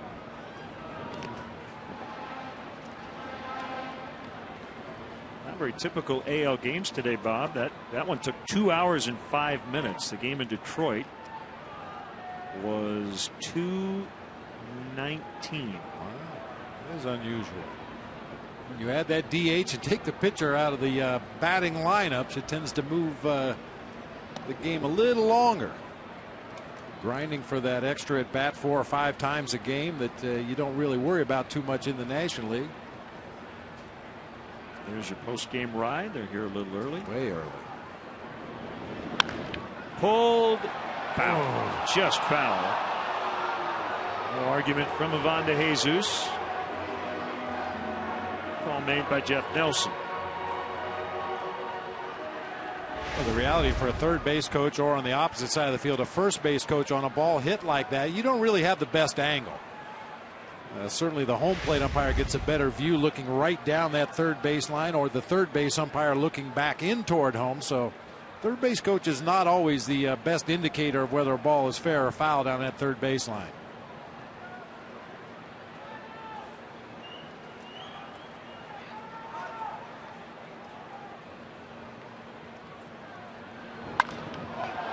Up in the air to center, fairly deep, but I was going to say routine for Kemp. I guess not. The wind blowing in a bright sky. The Cubs go down in order for the second time. 6-2 Dodgers.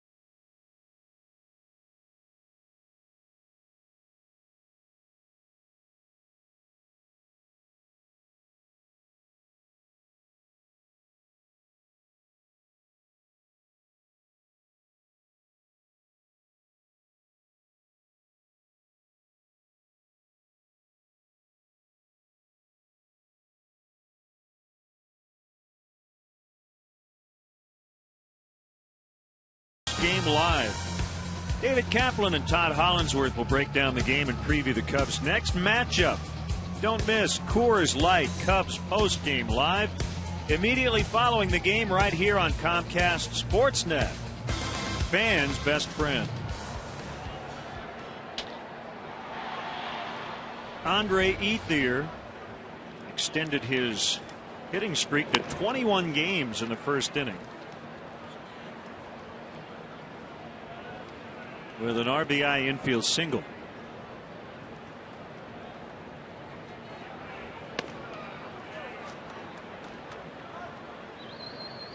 And he's still, about a month and a week away from the all-time record of 56. That's all.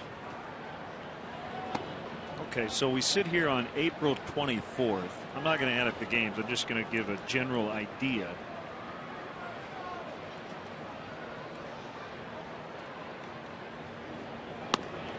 That's a strike. He'd have to go until about June, 5th or 6th to get Joe DiMaggio territory. Incredible. 3-2, Zambrano back in it.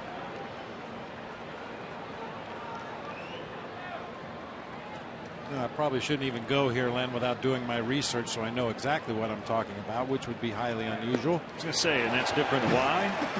But if I'm not mistaken, Joe DiMaggio, after the hitting streak stopped, had another one of maybe 13 games. I think it might have been longer than that. Maybe even longer than that, as you see Ethier going down on strikes. So, yeah, taking all that into consideration, that'll never be equaled again.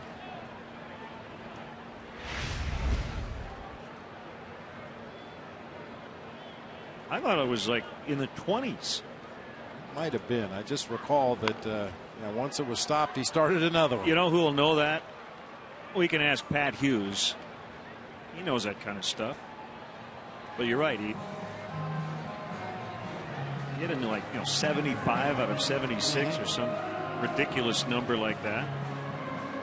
I'll tell you one number that's not ridiculous. If you text footlong to 29653, and if you are the 500th texter, you could win $5 footlong subs from Subway.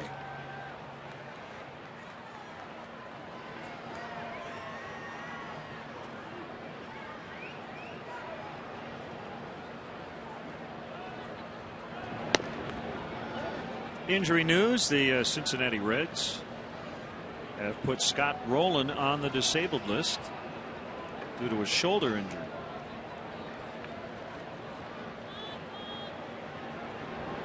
St. Louis tonight.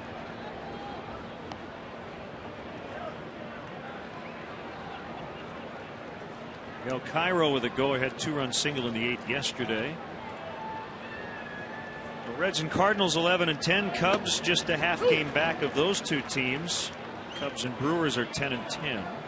Pittsburgh 9-11. The top 5 teams all within a game and a half.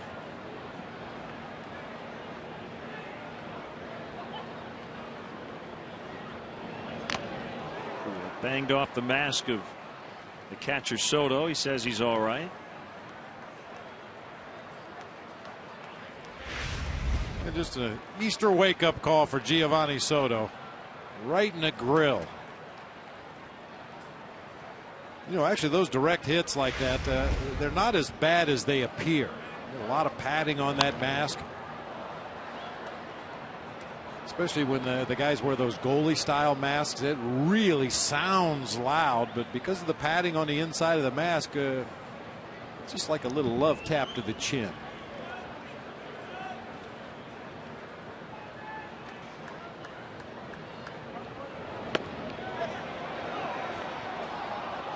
Kemp held up. He started to swing, then tried to get out of the way of the ball. And contorted his body and was able to hold on that check. Well, that was a split finger with a lot of tailing, sinking action. It was like a screwball. That ball just continued to chase Kemp out of the batter's box. He was going to swing at it. 3-2 on the way to Kemp. Fouled off.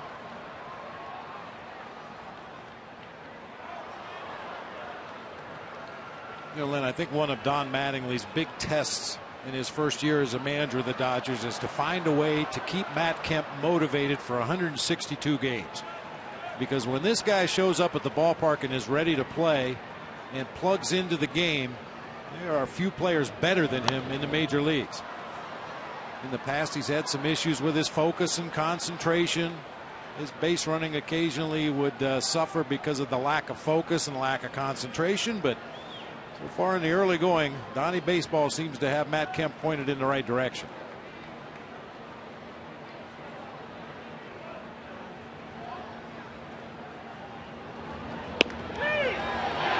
called strike 3.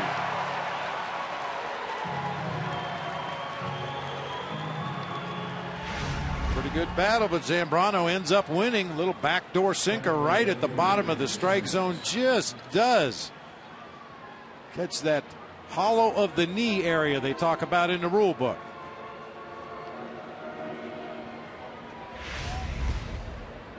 So the answer to your question about DiMaggio, our good friend Bob Vorwald knew the answer. 16 in a row after the 56 game hitting streak. And DiMaggio also hit for 61 in a row in the Pacific Coast League.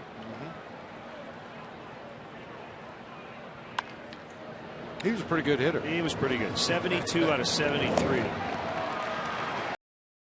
It's 6-2 Dodgers as we go to the bottom of the 5th.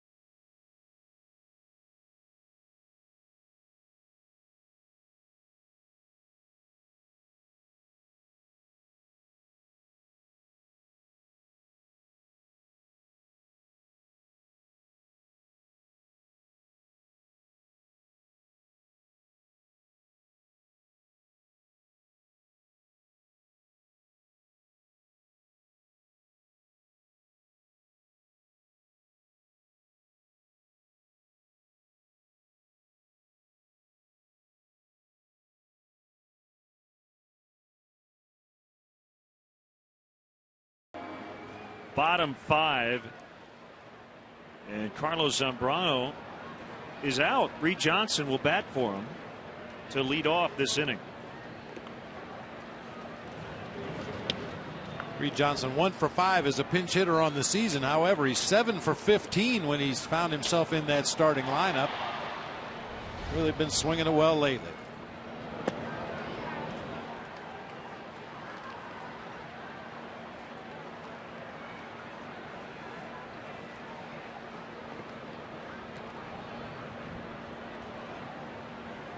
Johnson hitless in his first 7 at bats, 8 for 13 since. Slightly open stance in the former Dodgers. Skies one out to right. Ethier now drifting near the foul line, makes a grab.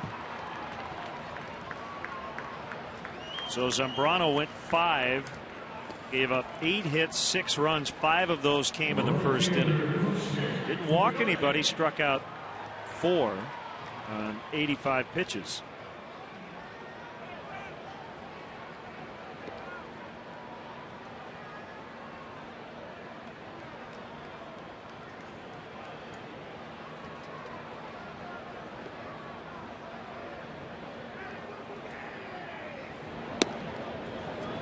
Fastball in there on Fukudome, who's 1 for 2 with a double and a run.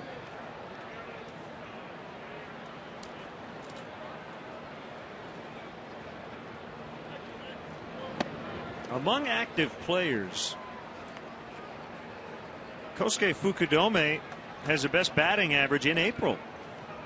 always a fast starter. He is a career .338 hitter this month. Matt Kemp right behind him at .331.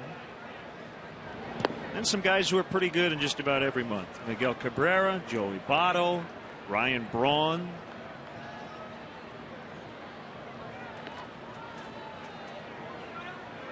Fast starts have never been a problem for Fukudome. It's a fast finish that he's looking for this season.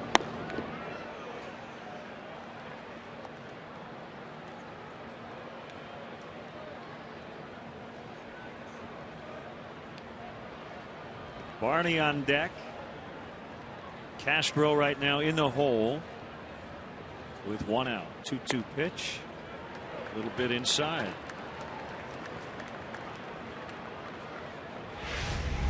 That's the area of Kuroda keeps messing around in there on Kosuke Fukudome, down and in near the knees on that inside corner. That's a ball that Kosuke, we have seen him cheat to get to and pull hard into right field. One hopper to Miles. Meet the Team Have a Ball presented by Bank of America's on Wednesday, May 25th at 2:30. Collect autographs on an authentic MLB baseball from the 2011 Cubs players and coaches in attendance. Limited tickets are available for $300 each. Proceeds benefit Chicago Cubs charities. To purchase tickets, visit Cubs.com or call 773-404-CUBS.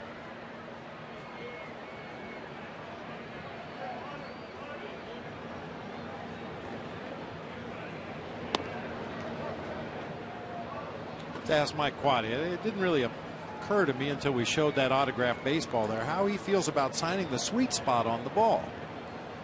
It's something, if you're not familiar with autograph etiquette, when you're getting a baseball signed by a team, a player or coach should never ever sign in the one spot between the two seams. That is always saved for the manager of the team. Blake will throw out Darwin Barney. We will definitely have to ask Q that question. 7 in a row sent down by Kuroda.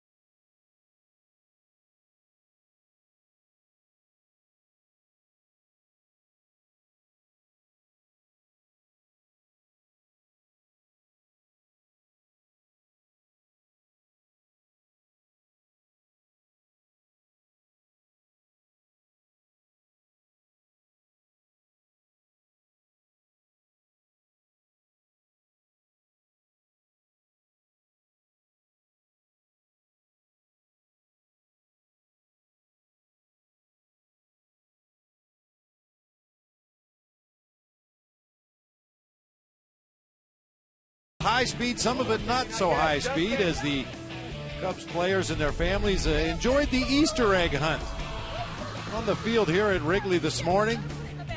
Some children were very specific in the eggs they wanted. Didn't want that yellow one. I don't like that. He passed up a green one and an orange one. I think he was looking for the blue Easter egg.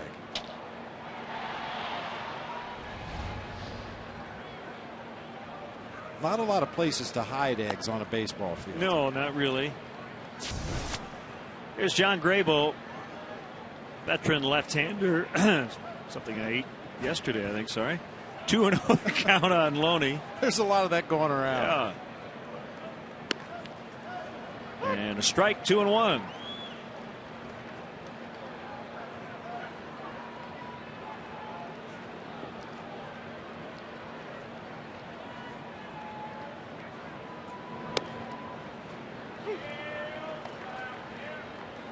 Evens it up at 2-2. Loney from Houston, Texas. Standout pitcher and first baseman in high school. It's a ground ball to Barney.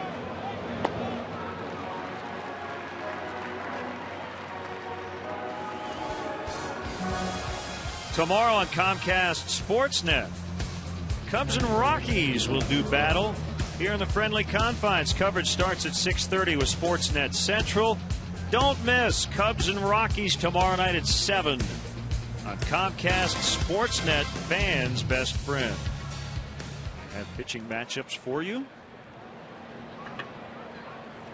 Right-handers Esmail Rogers and Matt Garza tomorrow. Lefties Jorge De La Rosa, James Russell Tuesday. And then Wednesday, right-handers Jhoulys Chacin and Casey Coleman.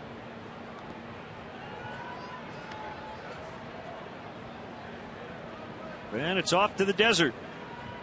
A 4-game weekend series with the Diamondbacks. You packing your long johns for that trip?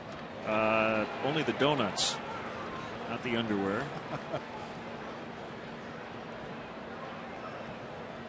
No, I think we'll be all right.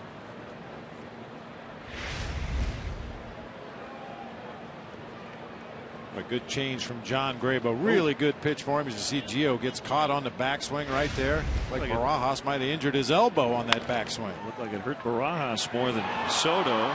Barajas ends up with a base hit. He's not feeling right.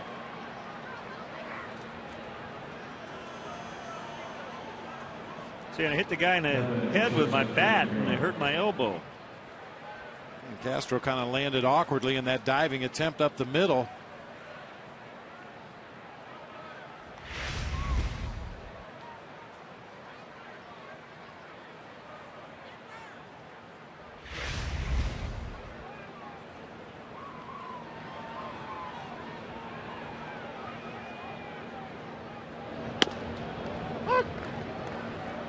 In there against Carroll. Up in Milwaukee, the Brewers lead the Astros 4-0. They're in the bottom of the 6th. Randy Wolf shutting out his former team at the moment. Wandy Rodriguez pitching for Houston. A lot of runs in that series. Houston won 9-6 in 10 innings last night.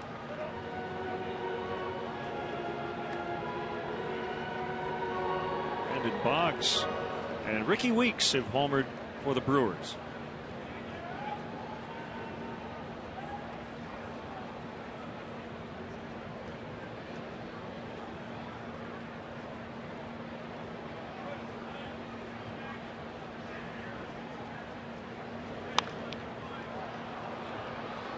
Fly ball right field. Fukudome.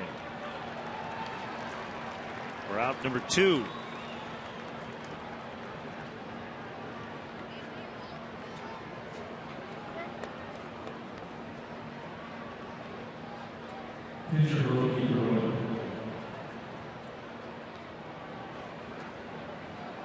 How about this one? You asked me how it rolls off the tongue to say the first place Cleveland Indians. Did you know that the Kansas City Royals were the last team to lose a series? Dropping the first 2 games in Texas. So the Royals had not lost a series all season until this weekend. Last team to do that. In and out of the glove of Castro. Might have come up and kicked off the heel. And that'll be an error on Castro. Keeps the inning alive.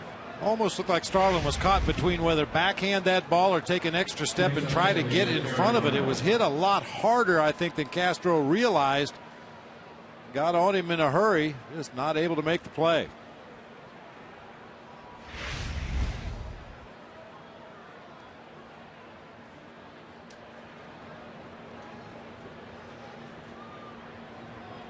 Couple of errors for the Cubs today. And Aaron Miles could not hold up.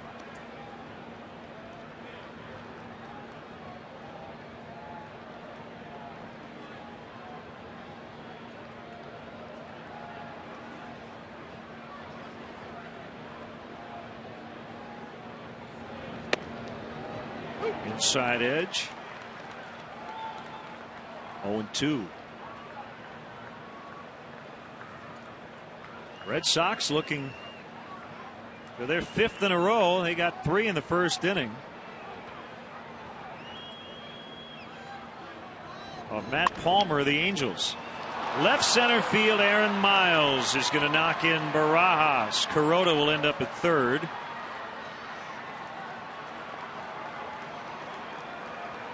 So the Dodgers take advantage of that 2-out error and make it 7-2. Boy, Aaron Miles has been raking from the right side of the plate. 3 hits today as a right-handed batter. That brings his season numbers up to 8 for 13 as a right-handed hitter.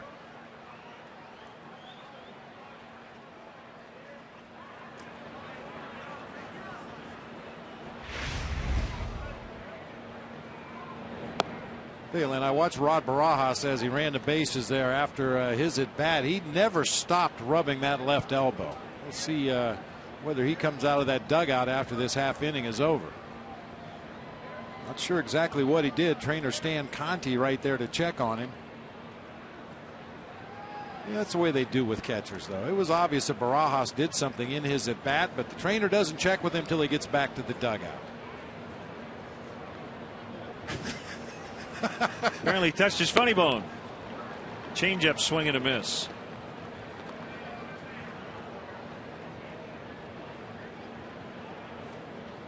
You know, if that would have been Matt Kemp or Andre Ethier, they probably would have airlifted a doctor here from Cedar Sinai in L.A. to check on him. But if it's a catcher, we'll just wait till he gets back in the dugout.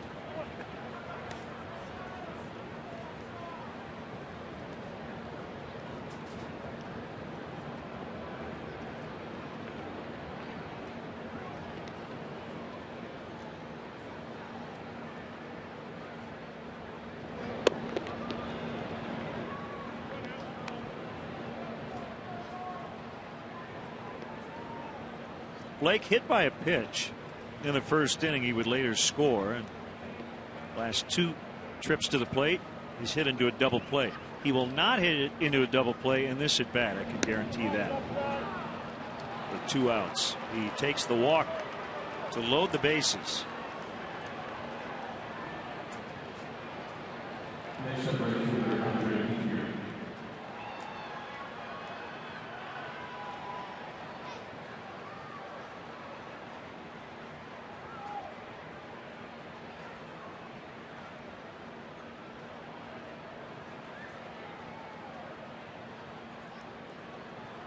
All of a sudden the Mets are making noise. They just won their 4th in a row.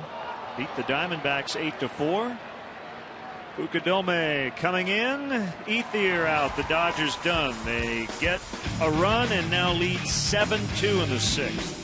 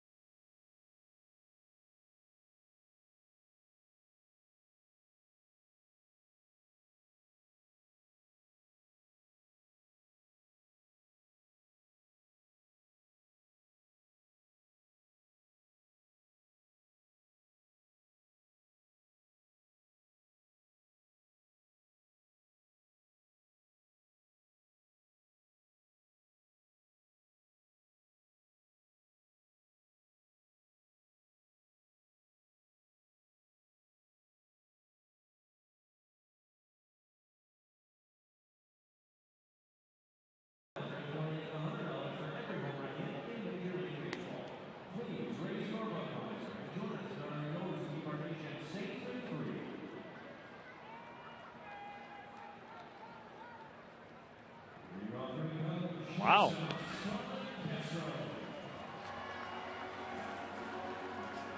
Tonight, the Blackhawks have the Canucks against the ropes. Tune in for Game 6 as the NHL playoffs return to Chicago. Exclusive coverage begins at 6 with Chevy Blackhawks pregame live from the United Center. Blackhawks Canucks Game 6 tonight at 6 on Comcast Sportsnet.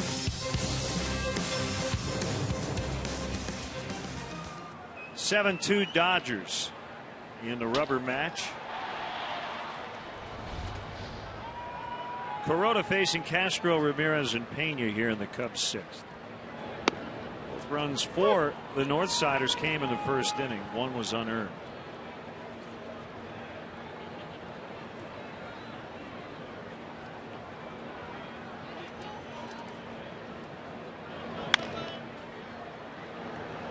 Skip to Carroll. Castro now 0 for 3.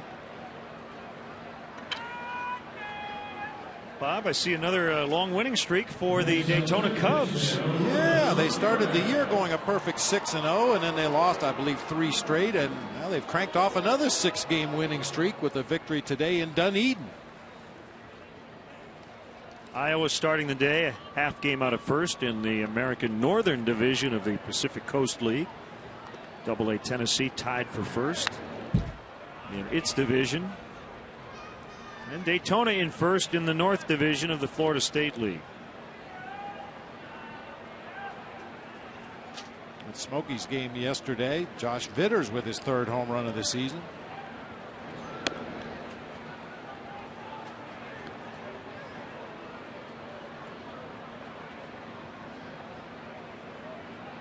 I haven't talked about the Boise Hawks because they don't start until June 17th. It's a short season. And the Rookie League Mesa Cubs begin on June 20th.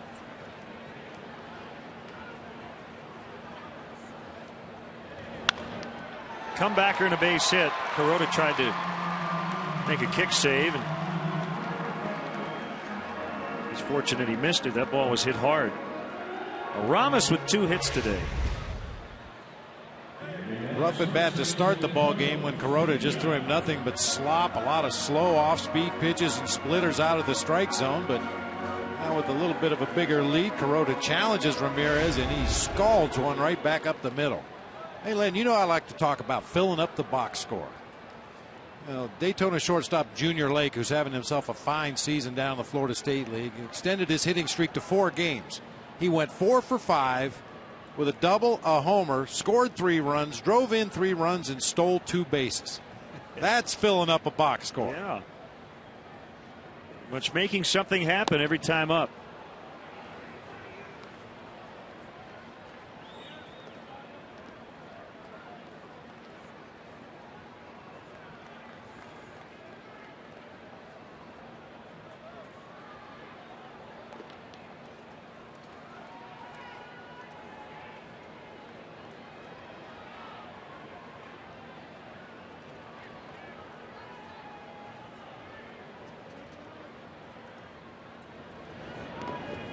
In the dirt, knocked down by Barajas, whose elbow did not keep him from continuing.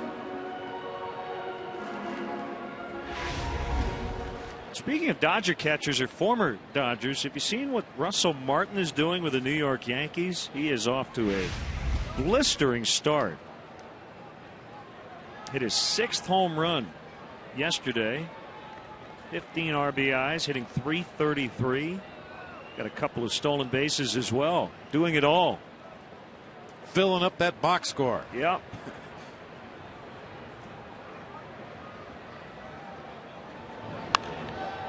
Up in the air. Pena just missed it. Got under it. Way up in the air. Finally a land in the glove of Ethier. Tickets are selling quickly, but there's still time to get great seats for the 2011 season. Bleacher seats are still available as well. And to purchase tickets, you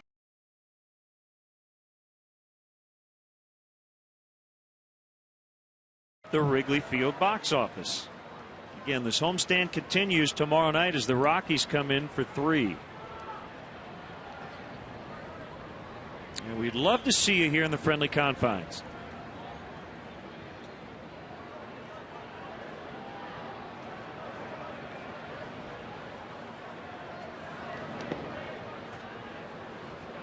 Nice day here today. A little chillier than yesterday, but yesterday was absolutely beautiful. Really our first taste of baseball weather here in the spring, and the fans absolutely loved it. It was a playoff atmosphere, and it got really loud late when the Cubs scored 5 in the 8th to win it.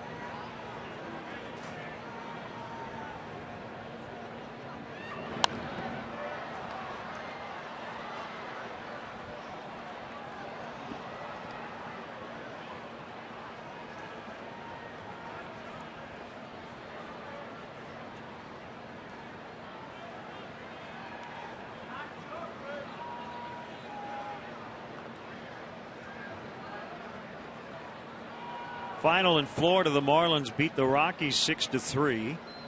Dunn over Belisle. Nunez with his 6th save. Pulled into left. And Ramirez better hurry. Got him. Boy. Big turnaround second. Jerry Sands threw behind him. And that will end the inning.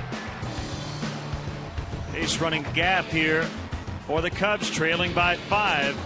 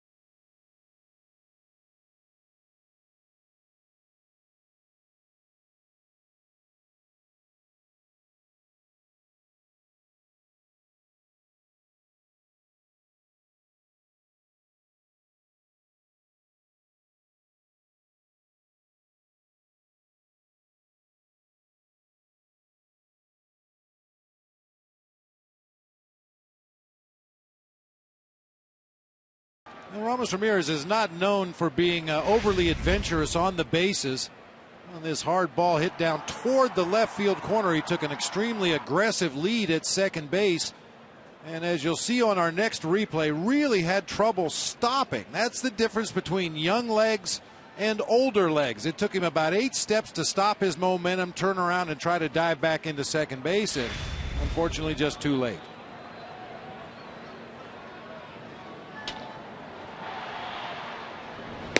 Justin Berg makes his 2011 Major League debut. A couple of wins at AAA Iowa before he got the call up yesterday.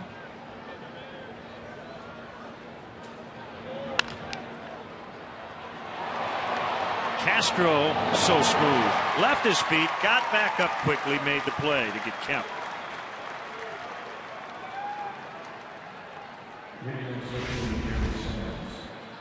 It seems funny to talk about a smooth play when a guy dives for the ball, but I'll tell you, Starlin has such great body control. You can see he just stood up and was already in throwing position to wing it across the infield to Carlos Pena. Right there, the way he gets his feet set before he even stands up, turns it into a relatively easy play.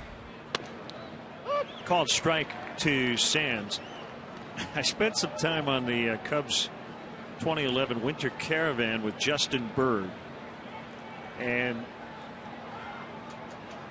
the kids at the Union League Boys and Girls Club in Chicago, as is the case in all the stops, they are allowed to ask questions of the players. So a young kid raises his hand and says, we had probably 7 or 8 players, few coaches, we had 10 or 11 people from the Cubs staff. Kid raises his hand and looks at Justin and points and says, "Hey, I saw you at the Wisconsin Dells." And we all kind of looked around like, is that a question? And Justin said, "Yeah, you're right. Turns out he was there for a friend's wedding."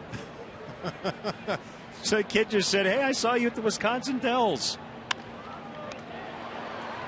He will make the play and get the out. Cubs Destinations, a preferred baseball trip provider of the team, provides fans with the most unique behind-the-scenes VIP game experiences available. Each package includes great tickets, first-class hotel accommodations, a special Cubs gift bag, a tour of the ballpark, and a private meet and greet with a current Cubs player. For more info, visit Cubs.com. Bob Love, Bulls ambassador, former Bulls All-Star, son Brody. They're going to handle the 7th inning stretch. 2 outs here in the inning.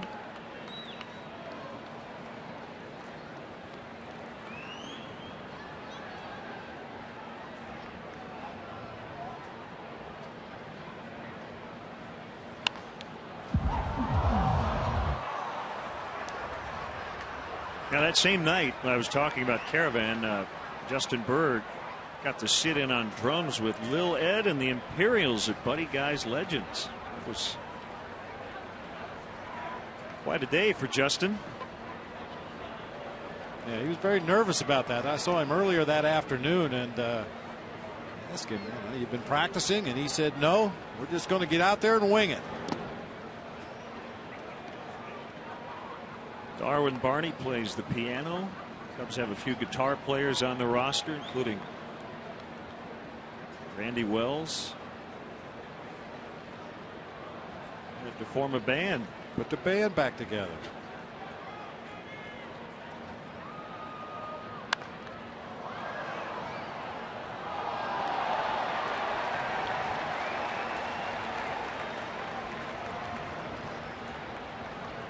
Nice grab by that fan in the upper deck.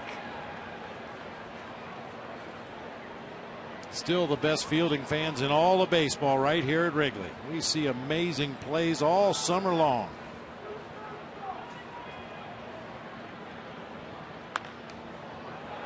Pena almost caught it. It landed foul.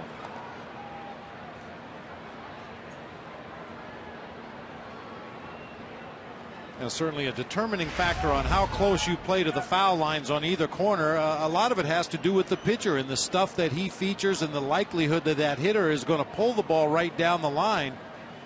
Pena ends up in foul territory. Very nearly caught that smash.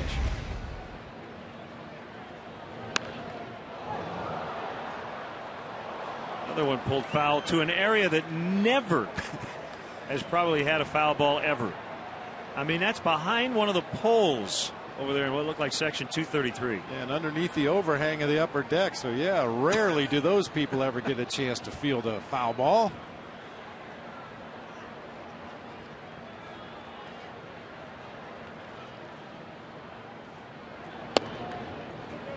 Low and inside. And it's 2-2 on James Loney.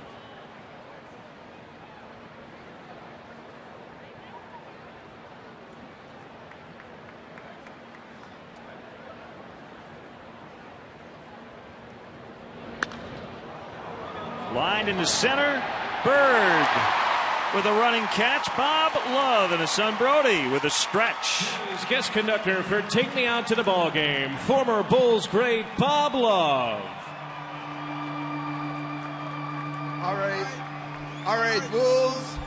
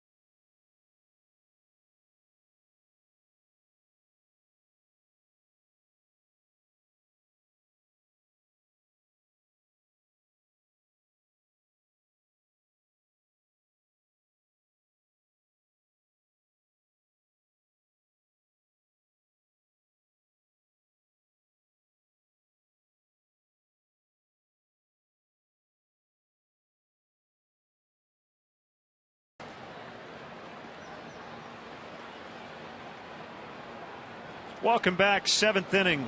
Alfonso Soriano fouls back. Great to have with us Bob Love, Bulls ambassador, former Bulls All-Star, number 10 retired. And you can take a breath now. It's over.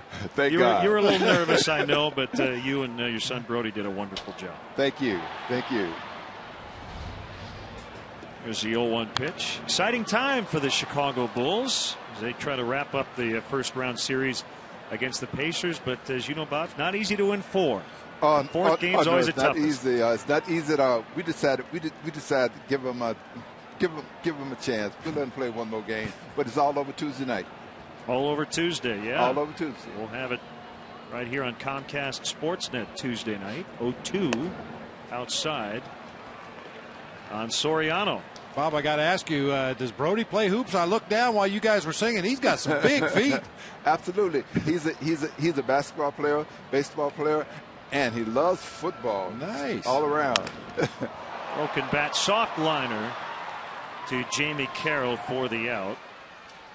Well, Tuesday, the Bulls-Pacers playoff series returns to Chicago for Game 5. See it right here on Comcast Sportsnet. Tune in as the Bulls look to end the series with a win at the Madhouse on Madison. Of course, Scottie Pippen joining Neil and Stacy. Don't miss Bulls and Pacers Game 5 Tuesday night right here on Comcast Sportsnet. Fans' best friend. Giovanni Soto with 1 out. Cubs trailing by 5. Big swing and a miss. Bob, I'll tell you, I love the United Center, and it's been packed all year. Great energy. But I think I'm like a lot of other people. I miss the old stadium and the Mecca where you played when you started your career up in Milwaukee. Those old barns holding about 11 to 14,000. Great. Boy, could they be loud? Oh, and back then they had the real beer cans, real peanuts, man. You could crack the beer can, you could throw the peanuts all over the floor, man. Oh, it was fun. It was really fun. Had some interesting odors and things in those old barns, and Bob can tell you about the Astrodome. Those old stadiums, but spent some time in the Cow Palace out in San Francisco. That was another one you could get some funky odors from time to time if you happened to play a game after the rodeo was in town. Kicks away. 2-2 the count on Giovanni Soto. Who was the best player you ever guarded? The best player I ever guarded was a guy named Rick Barry. Rick could do everything. He could run, he could pass, he could go back door, and he had range all over the place, just like me. Just like me, shoots from anywhere. Now, when you played against a guy like Rick Barry, did you look at it like, I'm going to shut him down, or he's going to get his points, but I'm going to make him work a little harder for him? Well, I made him work, but also I said that if he scored, he couldn't stop me either. So if he scores, I score. Well, you know, nip and tuck a lot of times. Sure, sure. Just score more than you give up, right? Absolutely, and you'll win. And what I remember about Rick Barry, he wasn't shy about shooting either. Oh, no, man. He just upped it. The ball got out of the Cubs bullpen, so we'll have a slight delay before this 3-2 pitch.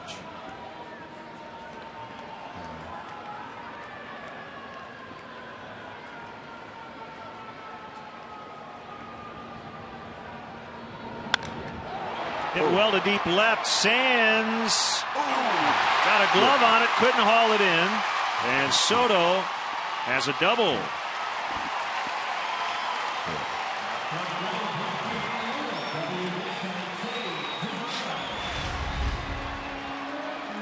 An absolute rope to left field. Sands does a nice job getting back to that ball, but just couldn't close the glove around it. Gio turns the corner and chugs on into second base with a 1-out double. Tyler Colvin will now bat for Justin Berg.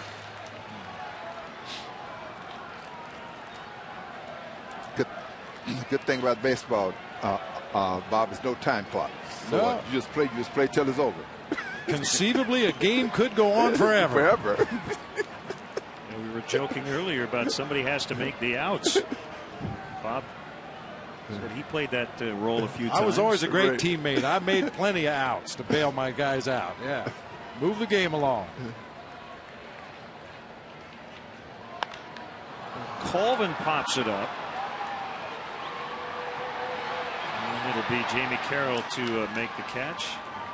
Hey, Bob, let's show off the back of your jersey here. Yes. Yes. You're number 10, retired by the Bulls. And, of course, that's a very special number for the Chicago Cubs. Ron Santo wore number 10. Cubs honoring Ron by wearing that patch on their right sleeve. Absolutely. Absolutely. He's a great player. He's a great player. But one thing about me and baseball, I played baseball for 2 days in high school. And a guy hit me on the elbow with the ball, and I threw the hat, the glove, the shoes. I never played baseball again. That was it, huh? That was it. Oh, that's funny. Well, a big part of your role with the Bulls, I know you make a lot of appearances throughout the community, and you meet a lot of wonderful people, and I think it's a great thing that you do, and I know you touch a lot of people's lives by doing that. Right. Thank you. I enjoy it. I enjoy the young people, and they enjoy me. And I really appreciate Mr. Ranzoff and Steve Shenwald bring me back to Chicago, guys. And I tell you, I've been here now for 20 years for the Bulls, and these are the greatest days of my life.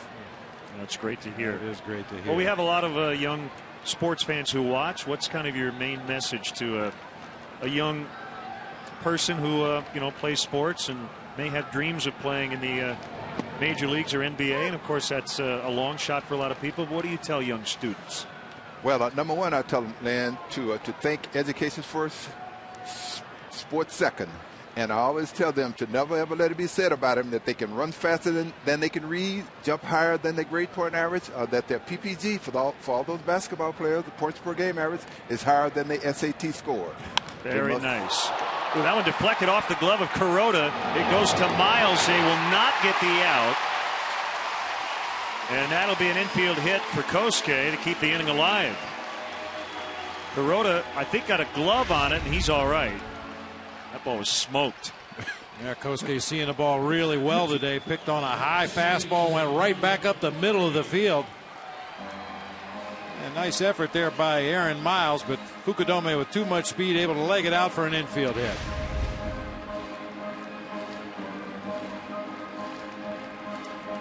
Two on for Darwin Barney. The Cubs try to come back late yet again. There's Mike McDougal up in the Dodger bullpen.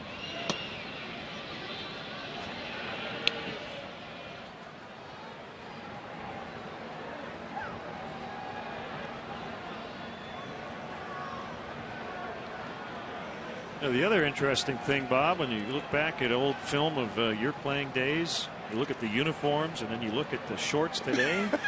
You guys wore shorts. They're not shorts anymore, are they? Oh no, these are mini pants, I call them. So they are. All the ladies always tell me, say, Bob, we love you guys when you played in those shorter shorts, man. You could take one pair of shorts today and suit up the whole team.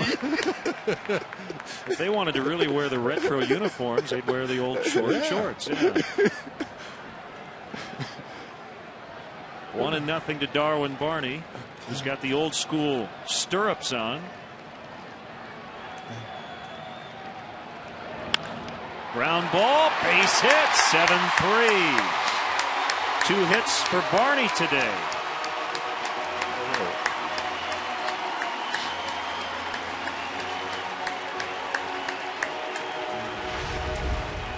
Darwin Barney continues to swing the hot bat. The young man just seems to find holes no matter where they are. This time right back up the middle of the field. And Giovanni Soto able to chug home and score. Starlin Castro, the Cubs' young superstar, coming up, and we've got to ask you about Derrick Rose. What an exciting player to watch. Oh, tremendous. I was just relating the other day that every 10 years, it's a saying around the NBA, every 10 years a great player comes along. When we saw Michael play all those years, everyone said, oh, there'll never be another player like him. But 10 years go by, and God bless, here he is. Here he is every 10, 12 years. We'll be back with Bob Love. Toyota call to the pen in the 7th.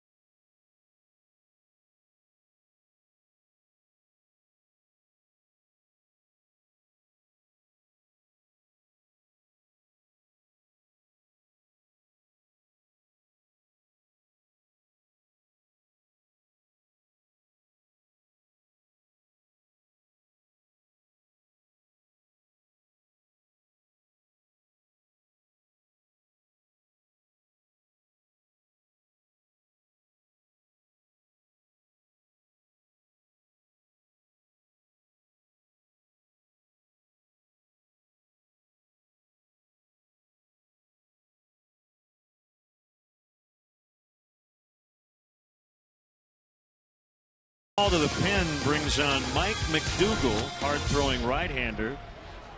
We saw him the other day. Threw a lot of pitches. Walks and strikeouts is what we saw.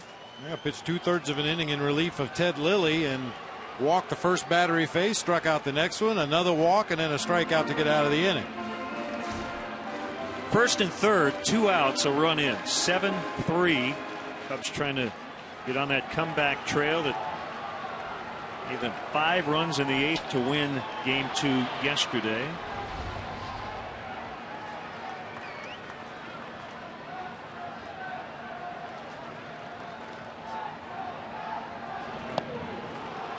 And a foul tip strike on Starlin Castro. Bob Love with us in the booth on this Easter Sunday.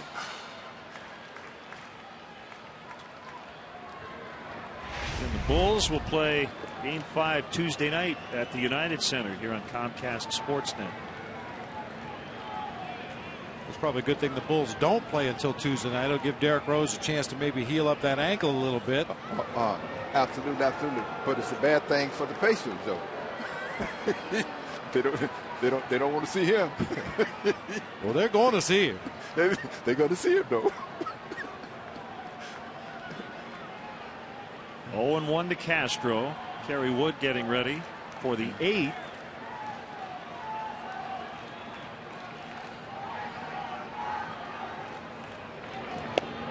Low and outside. 1 ball and 1 strike. Barajas will go out and chat briefly with his pitcher. Well, 1994, you had your jersey number retired. That had to be a very special night for you. Len, it was the greatest moment of my life, probably. All those years I played, I never realized what I was doing and stuff. You know, I just wanted to play, be a good player. I want to be a good guy. I want everybody to like me and stuff. You know, and lo and behold, look what I did. I didn't even realize what I was doing. Well, everybody else did. Yeah, that's for sure. Sharply hit ground ball. They will get the forced play at second. Bob Love, always a pleasure. Thanks for stopping by. We hope the Bulls can go all the way.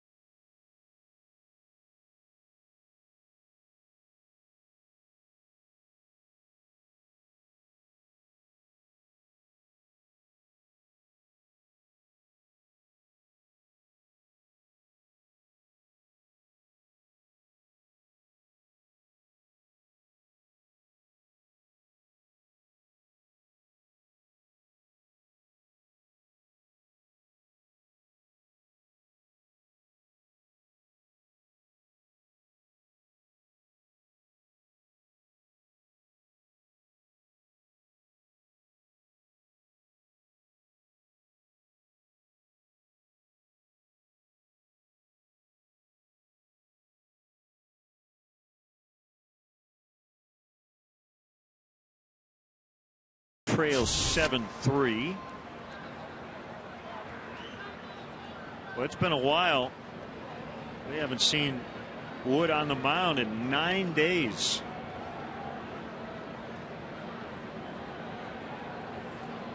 Fourth Cubs pitcher today.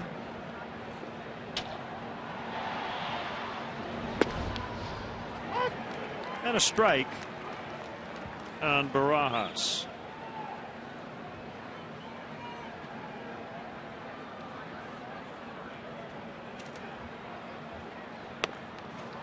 One, two.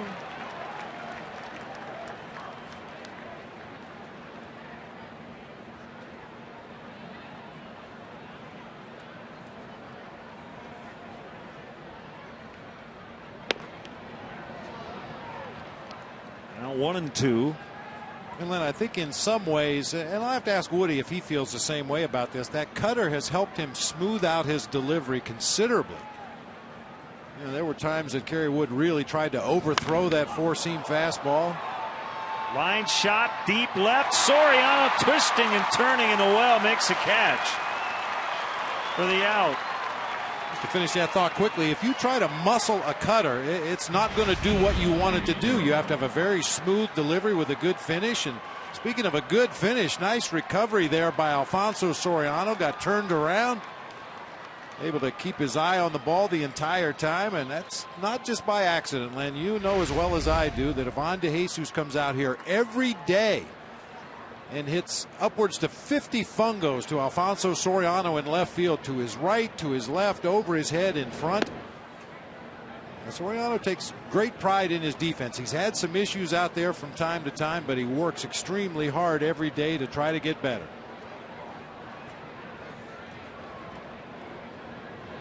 Carroll takes a pitch inside.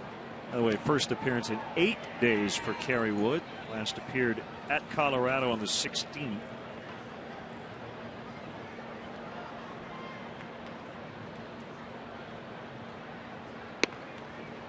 .94 on the fastball.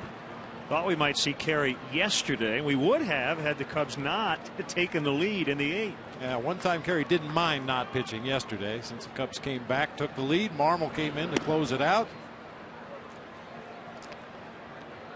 It'll be Marcus Thames next as pinch hitter.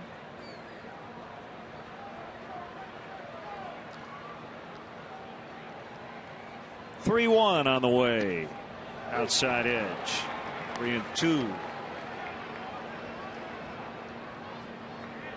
Washington beat the Pirates 6-3. Former Cub Jason Marquis now 2-0. He beat Kevin Correa. Drew Storen got the save. Ball 4. Pledge your allegiance to the Cubs by becoming a member of the Cubs Club, the official fan club of the Chicago Cubs. This year's Cubs Club features a new Bleacher Crew tier and an improved Marquee tier. Members will enjoy exclusive perks, experiences, and merchandise throughout the 2011 Cubs season. There's never been a better time to join, rejoin, or give a fellow Cubs fan the gift of a Cubs Club membership. To join today, visit Cubs.com. Thames homered off the bench Friday.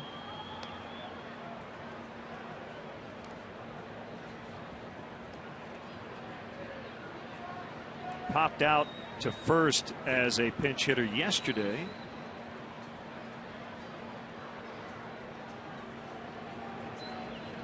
A little lean over there by Jamie Carroll at first base.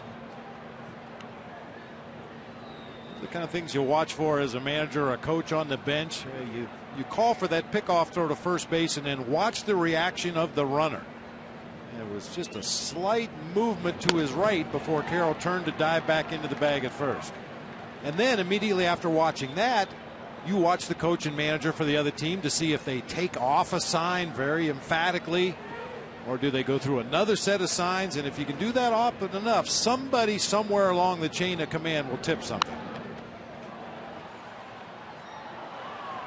I know managers used to get so upset with Roger Craig when he was the manager in San Francisco because he was so concerned with controlling the running game. But there was always a method to his madness. He'd have his pitcher throw over to first base, he would have one coach assigned to watch the third base coach for the other team. He would watch the opposing manager. Another coach would watch the base runner, and another coach would watch the hitter.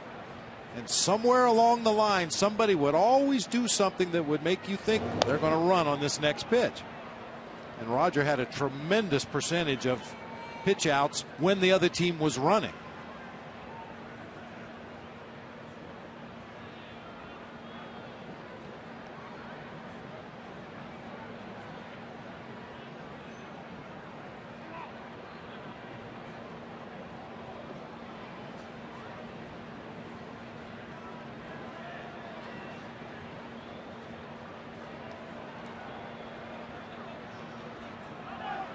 There goes Carroll, and Thames hits another foul.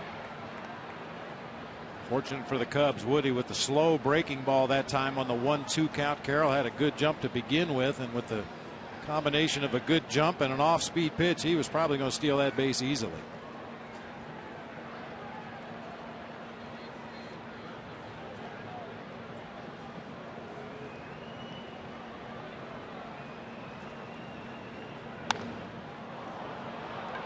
High pop fly, short center. It's Marlon Byrd.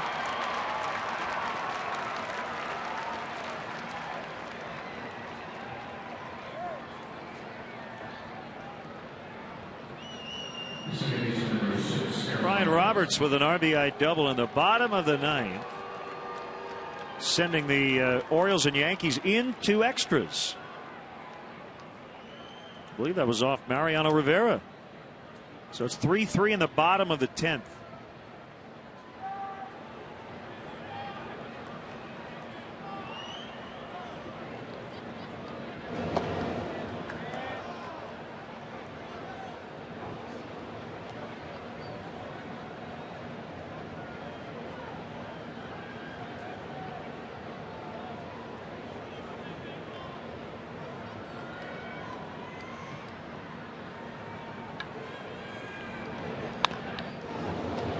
To Pena, and he'll easily get Miles to end the inning.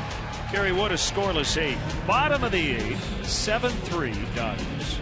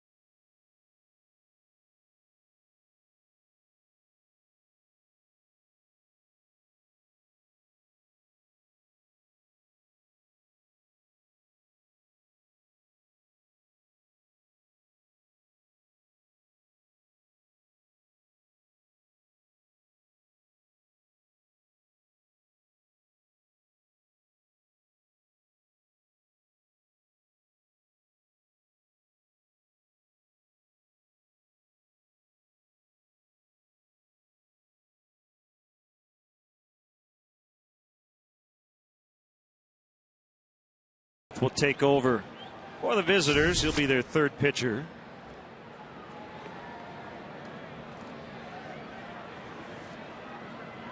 came on yesterday in the 8th trying to bail out Matt Guerrier. Gave up a 2-run double to Jeff Baker. That would be the difference in the game.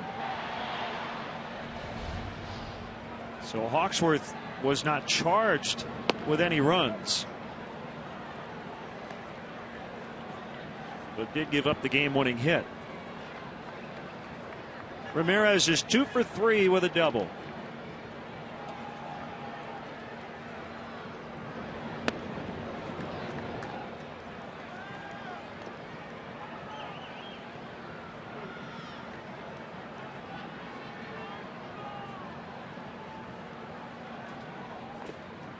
Zach Greinke threw 54 pitches for AAA Nashville today. It's a rehab start. Coming back from a cracked rib. Suffered while playing pickup basketball. Sounds like early May for Zach Greinke's Brewers debut.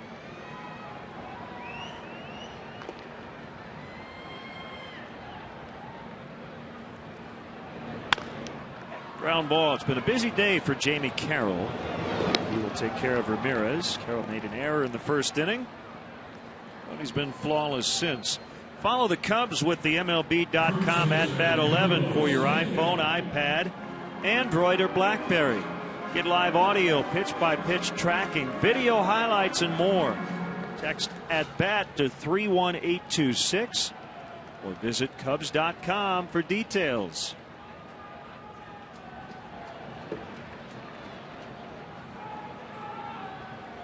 The Milwaukee leading late. Brewers with a chance to go 11-10. I think realistically they were just kind of trying to hang in there and survive before Greinke returned. Corey Hart, Jonathan Lucroy, their catcher, on the disabled list.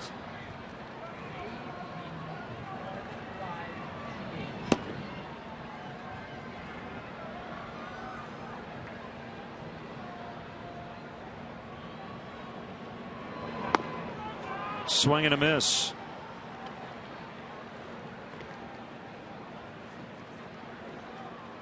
Big Cubs fan Doug Welch wants to wish Flo a happy birthday. Happy birthday, Flo. From Doug. Flo.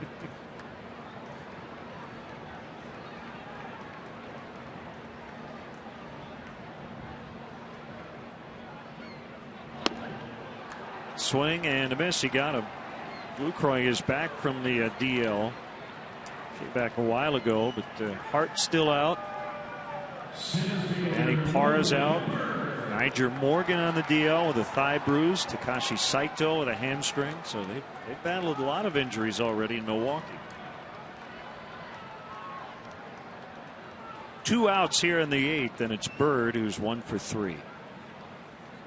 You know, Len, nobody would ever verbalize it, but I think you talk about the Brewers specifically, but a lot of ball clubs, when you start the season with injuries to key people, you would never admit to it, but a 500 record is, you know, probably right about where the Brewers hope to be until they get all their weapons back in place, and at that point they, I would guess, feel that they can make some kind of a run and put some distance between themselves and the rest of the division. So, you know, depending on how dinged up your roster is when you start the season, sometimes a 500 record is exactly what you're looking for.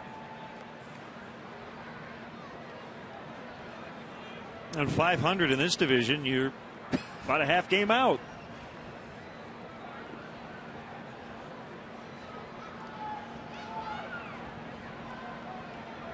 I mentioned Scott Rowland going to the DL for the Reds, hitting just .217.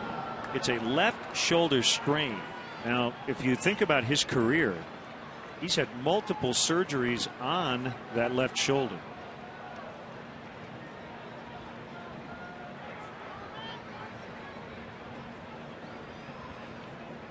Chris Valleca, an infielder, was recalled to replace Rowland.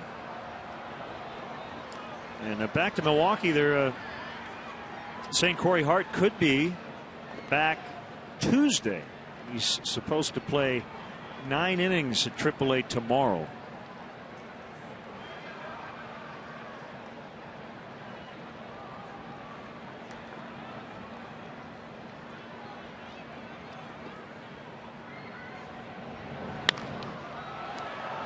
Getting stopped. Casey Blake. Loney bobbled at the other end, so Bird is safe. Infield hit, Marlon Byrd. Nice play just to stop that smash down the third baseline by Casey Blake. Maybe rushed his throw a little bit. That ball was hit extremely hard. He probably had more time than he realized, and Loney with a juggling act over there at first base as he tries to pick that one hop throw and just isn't able to come up with it. Make it hurt.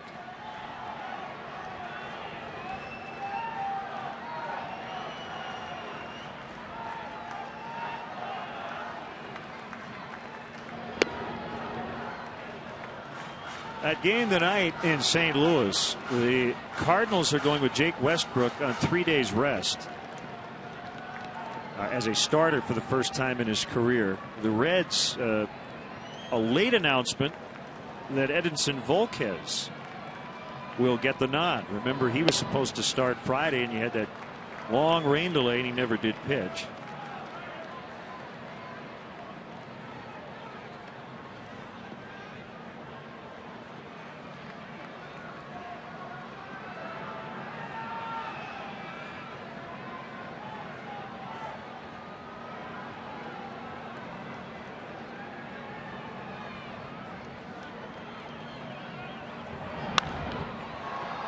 Popped up by Soriano.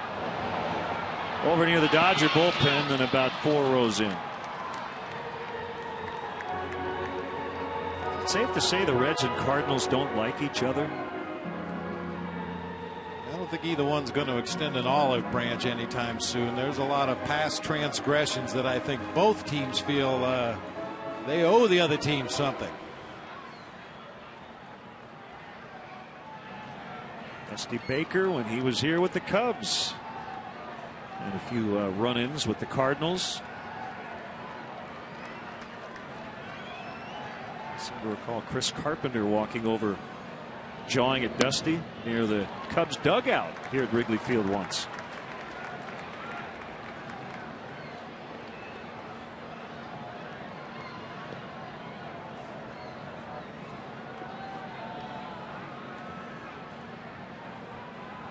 Three and one on Soriano. Bird with the infield hit to keep the inning alive.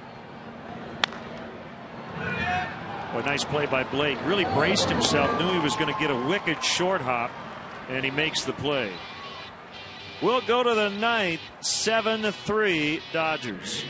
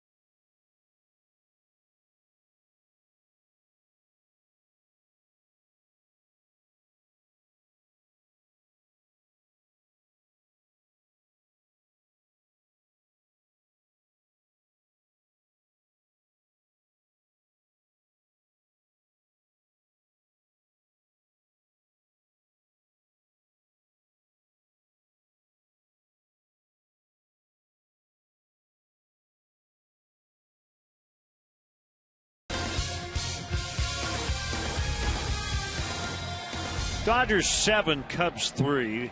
Dodgers have scored 27 runs in this 3-game series. As right-hander Marcos Mateo will work here in the 9th against Blake, Ethier, and Kemp.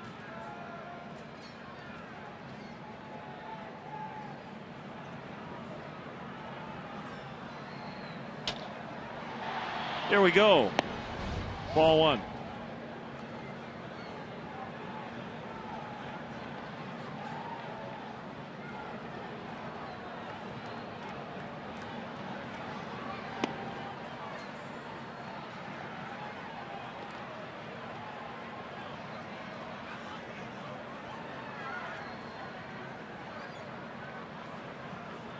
Cubs are going to have to face Jonathan Broxton in the bottom of the 9th in a non-save spot. He will enter with at least a 4-run lead.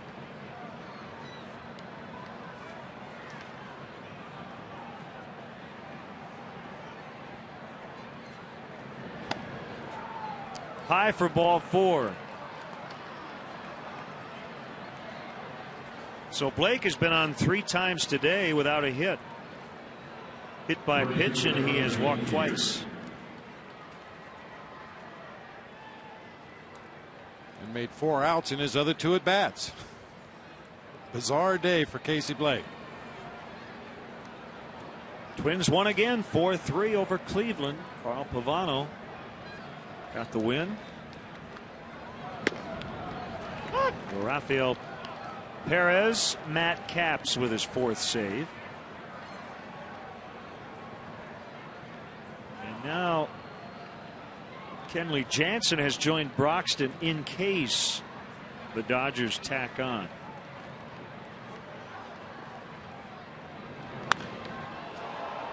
Ethier out in front, and he pulled it foul. Our producer today here on Comcast Sportsnet, Mark Brady. Our director, Mark Vittorio. Nice to have Mark with us this afternoon. Our associate producer, Doug Stanton.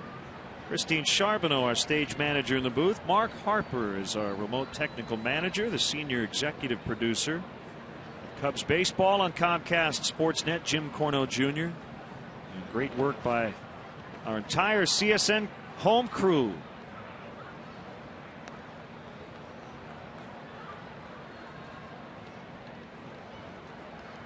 A lot of moving parts here early in the season. Bob Albrecht, Tamara Anderson with the Bulls, Dave Turner with the Blackhawks.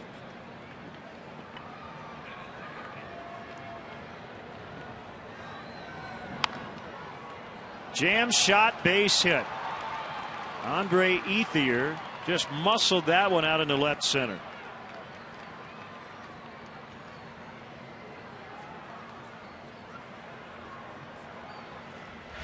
Good hitters get base hits when they hit the ball hard.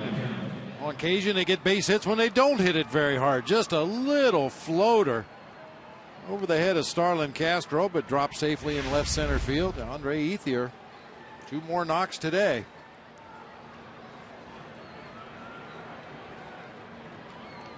Well, if you're Matt Kemp and you come in at 402, you've got to go at least 2 for 4, which he has.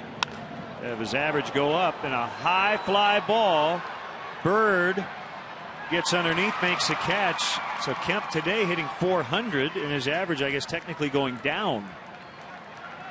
Starting at 402. Blake at third now, first and third, 1 out. Well, on another day, Matt Kemp may have had his first home run of the day and his 3rd hit. That ball was absolutely crushed to straightaway center field. Real nice play by Marlon Byrd, as always, to get behind the ball, hustle it into the infield, and keep that double play in order.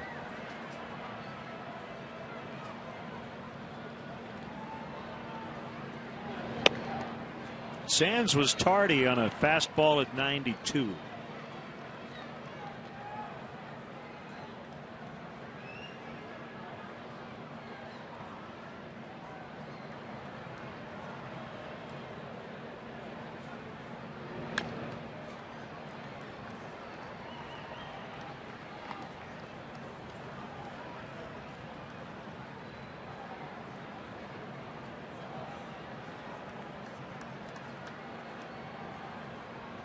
We'll have to tune in to the best who ever lived, Vin Scully, throughout this season, because I'm 99% sure that he will work in a sands through the hourglass reference, something to that effect, when talking about the Dodger rookie left fielder.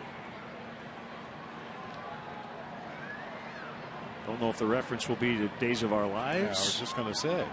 I think Vin will come up with something more profound and prophetic.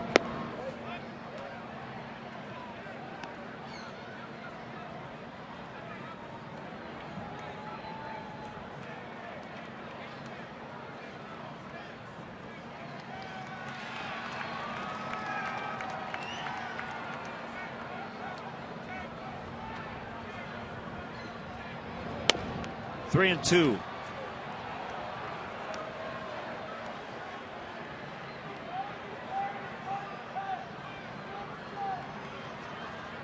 Sinker at the knees, ground ball to short, 6-4-3. Don't overthink it.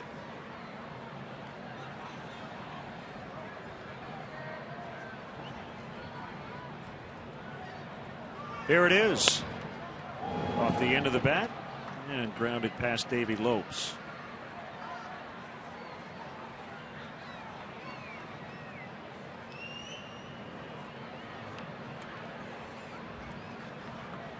What an infield that was.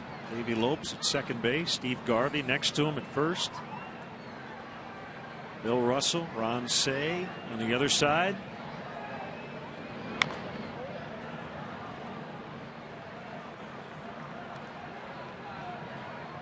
Made Tommy Lasorda's job a little easier, just to write their names in every day. The Dodgers kind of had a reputation of that for a while, bringing units up in a wave. The group that you mentioned a little bit later on, they had Mike Marshall at first, Steve Sachs at second, Dave Anderson at shortstop, Mike Scioscia the catcher.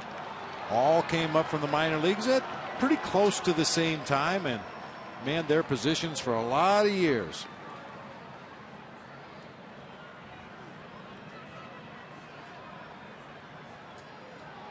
Mark Riggins will come out.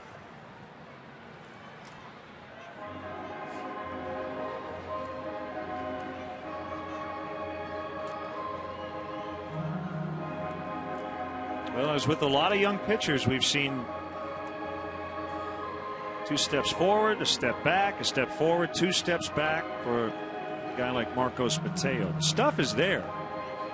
And that's really the major difference between a minor league ball player and a major league ball player is consistency. You know what you're going to get, or pretty close to what you're going to get on a daily basis, and when you can consistently perform at a high level, you're going to find yourself pitching in the major leagues for a long time. But the reality is the minor leagues are filled with guys who can dazzle one day and stink it up the next. Got to find a way to be consistent with your release point, with your mechanics, and hopefully with your results. Outside corner, strike to James Loney. 2 RBIs today. Off to a slow start, hitting under 170.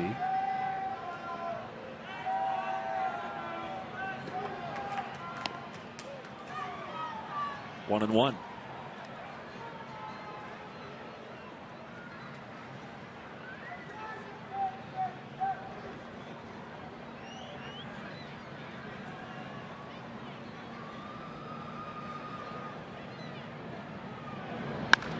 Ground ball, backhanded by Barney.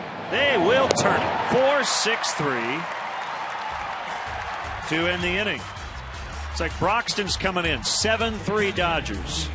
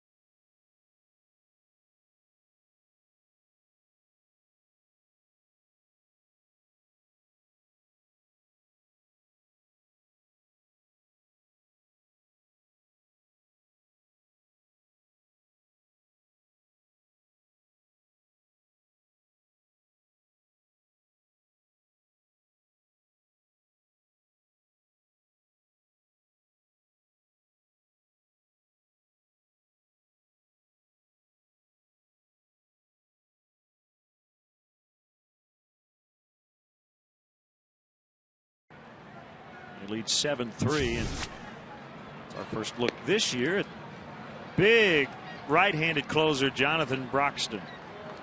Not the kind of numbers you're used to seeing for Jonathan Broxton. 10 hits in 8 2/3 innings pitched. Right-handers hitting him better than lefties, and has walked 4 guys in 8 2/3 innings. Well, he had a really bad second half last year. I mean, the numbers were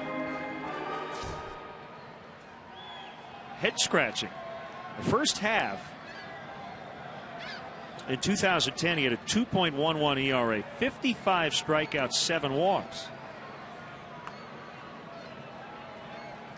In the second half, a 7.13 ERA, 18 strikeouts, 21 walks. I mean, how does that happen?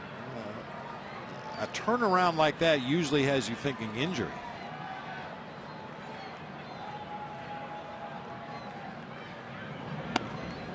And it's a guy that consistently throws his fastball in the mid to upper 90s, has a slider that sits in the high 80s. Occasionally his slider will reach the 90s.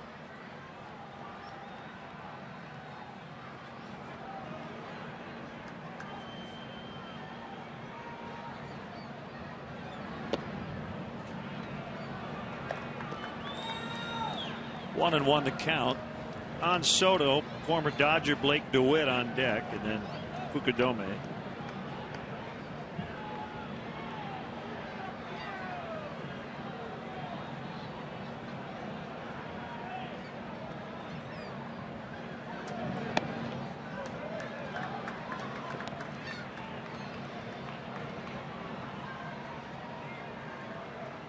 You talked about the first half that Broxton had last year. There were outings where he came in and didn't even throw a breaking ball.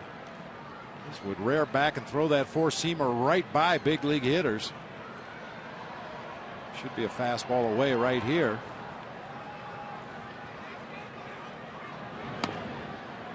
Missed his spot, but only 91. I mean, I say only 91. A lot of pitchers would love to have a 91-mile-an-hour fastball, but this is a guy that routinely hit triple digits in the first half of the season last year.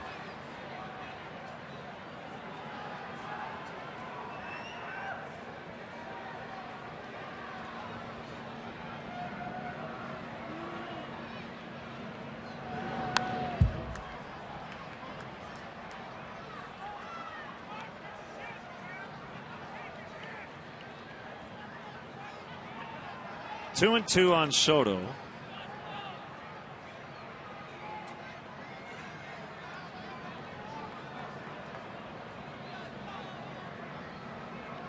Broxton, in his career, his fastball has averaged almost 96 miles an hour.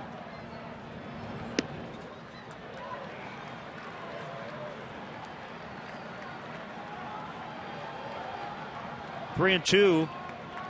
Cubs need base runners. Trailing by 4 with only 3 outs left.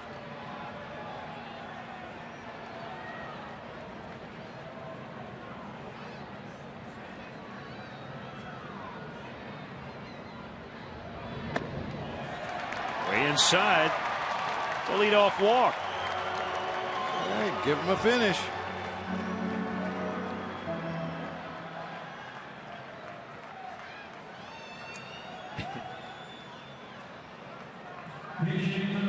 Leadoff walks are what gives managers gray hair, or you lose your hair, or it takes your hair away completely.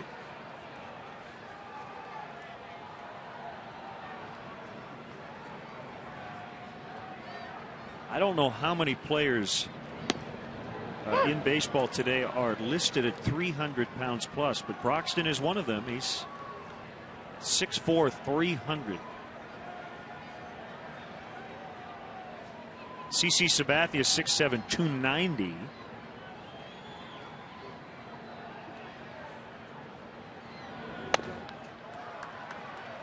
One and one.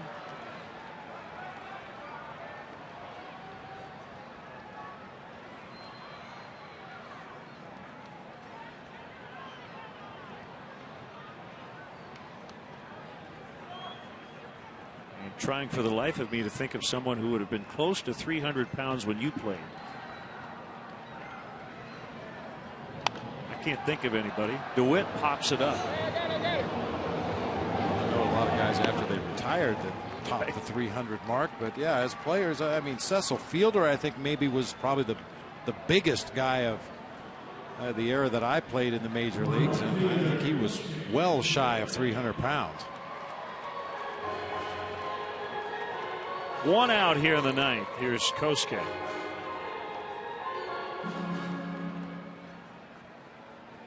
Cecil Fielder listed at 6'3", 250. That might have been early in his career. On a day he was feeling light, yeah. Although, to be honest with you, back in 1990, 250 was probably 300 today. You probably look back and go, oh, yeah, I'm sure he was 300. Well, no.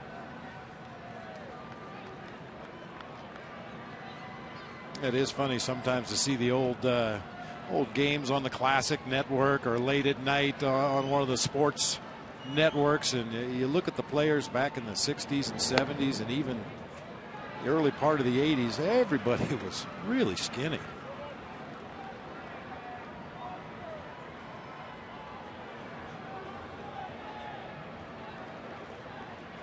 One and one to Fukudome. I mean, Reggie Jackson, 563 career home runs. That's caught by Loney for the out. Kosuke lines out 2 away. Nice grab by the Dodger first baseman. Reggie Jackson was 6 feet, 195 pounds. And the 6 foot might be a stretch. Yeah, you're right. When you stand up next to him in person, he doesn't look 6 feet tall, but he swung a big bat.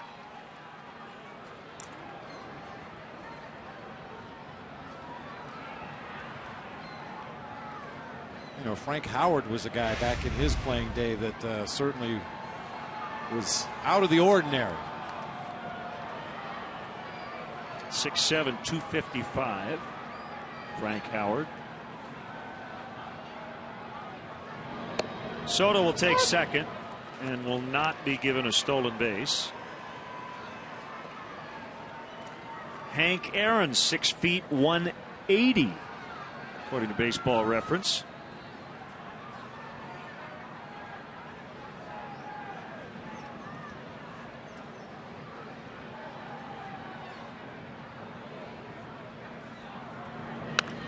Barney golfs it foul out of play. And our GMC player of the game, 5'8", 180. Aaron Miles, the former Cub. In the leadoff spot, tripled to start the game, and that got the Dodger offense going. He would pick up 2 more hits.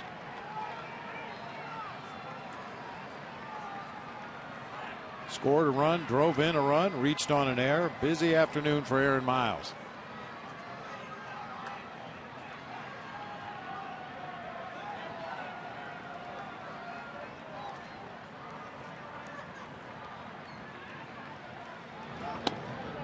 Off the outside corner, it's a ball and 2 strikes on Darwin Barney.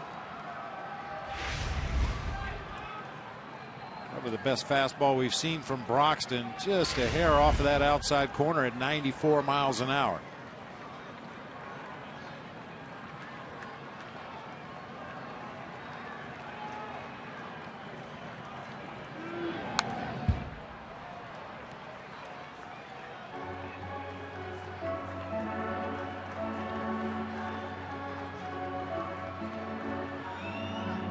Know how many teams are going to focus on Darwin Barney in terms of a scouting report, but by the time the series is over, I think a lot of the pitchers are going to say he's tough to get out.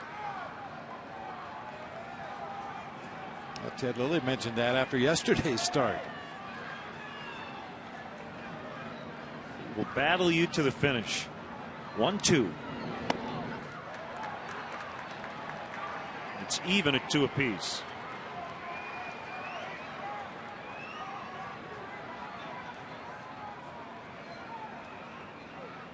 Tying run still in the dugout. That would be Aramis Ramirez after Castro.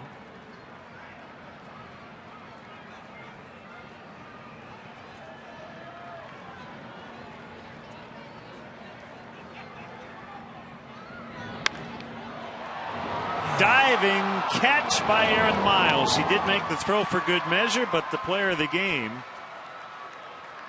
makes a nice grab to end the game. Cubs hit the ball hard a couple of times in this inning off Broxton, but they do not score in the final today as the Dodgers take 2 of 3. The Dodgers 7 and the Cubs 3. So Carlos Zambrano's career best 10-game winning streak has come to an end as he takes the loss. Hiroki Kuroda gets the win. That will do it for our game coverage. Again, the final score on this Easter Sunday, the Dodgers 7, the Cubs 3. Our next telecast of Cubs baseball is tomorrow night, 7 o'clock, here from Wrigley as the Rockies come in. Esmail Rogers and Matt Garza, the starting pitchers. In-game scoring provided by ScorePad. And now for Bob and our entire crew, this is Len Casper sending it over to our studios. David Kaplan and Todd Hollins were standing by with Coors Light. Cubs post-game live.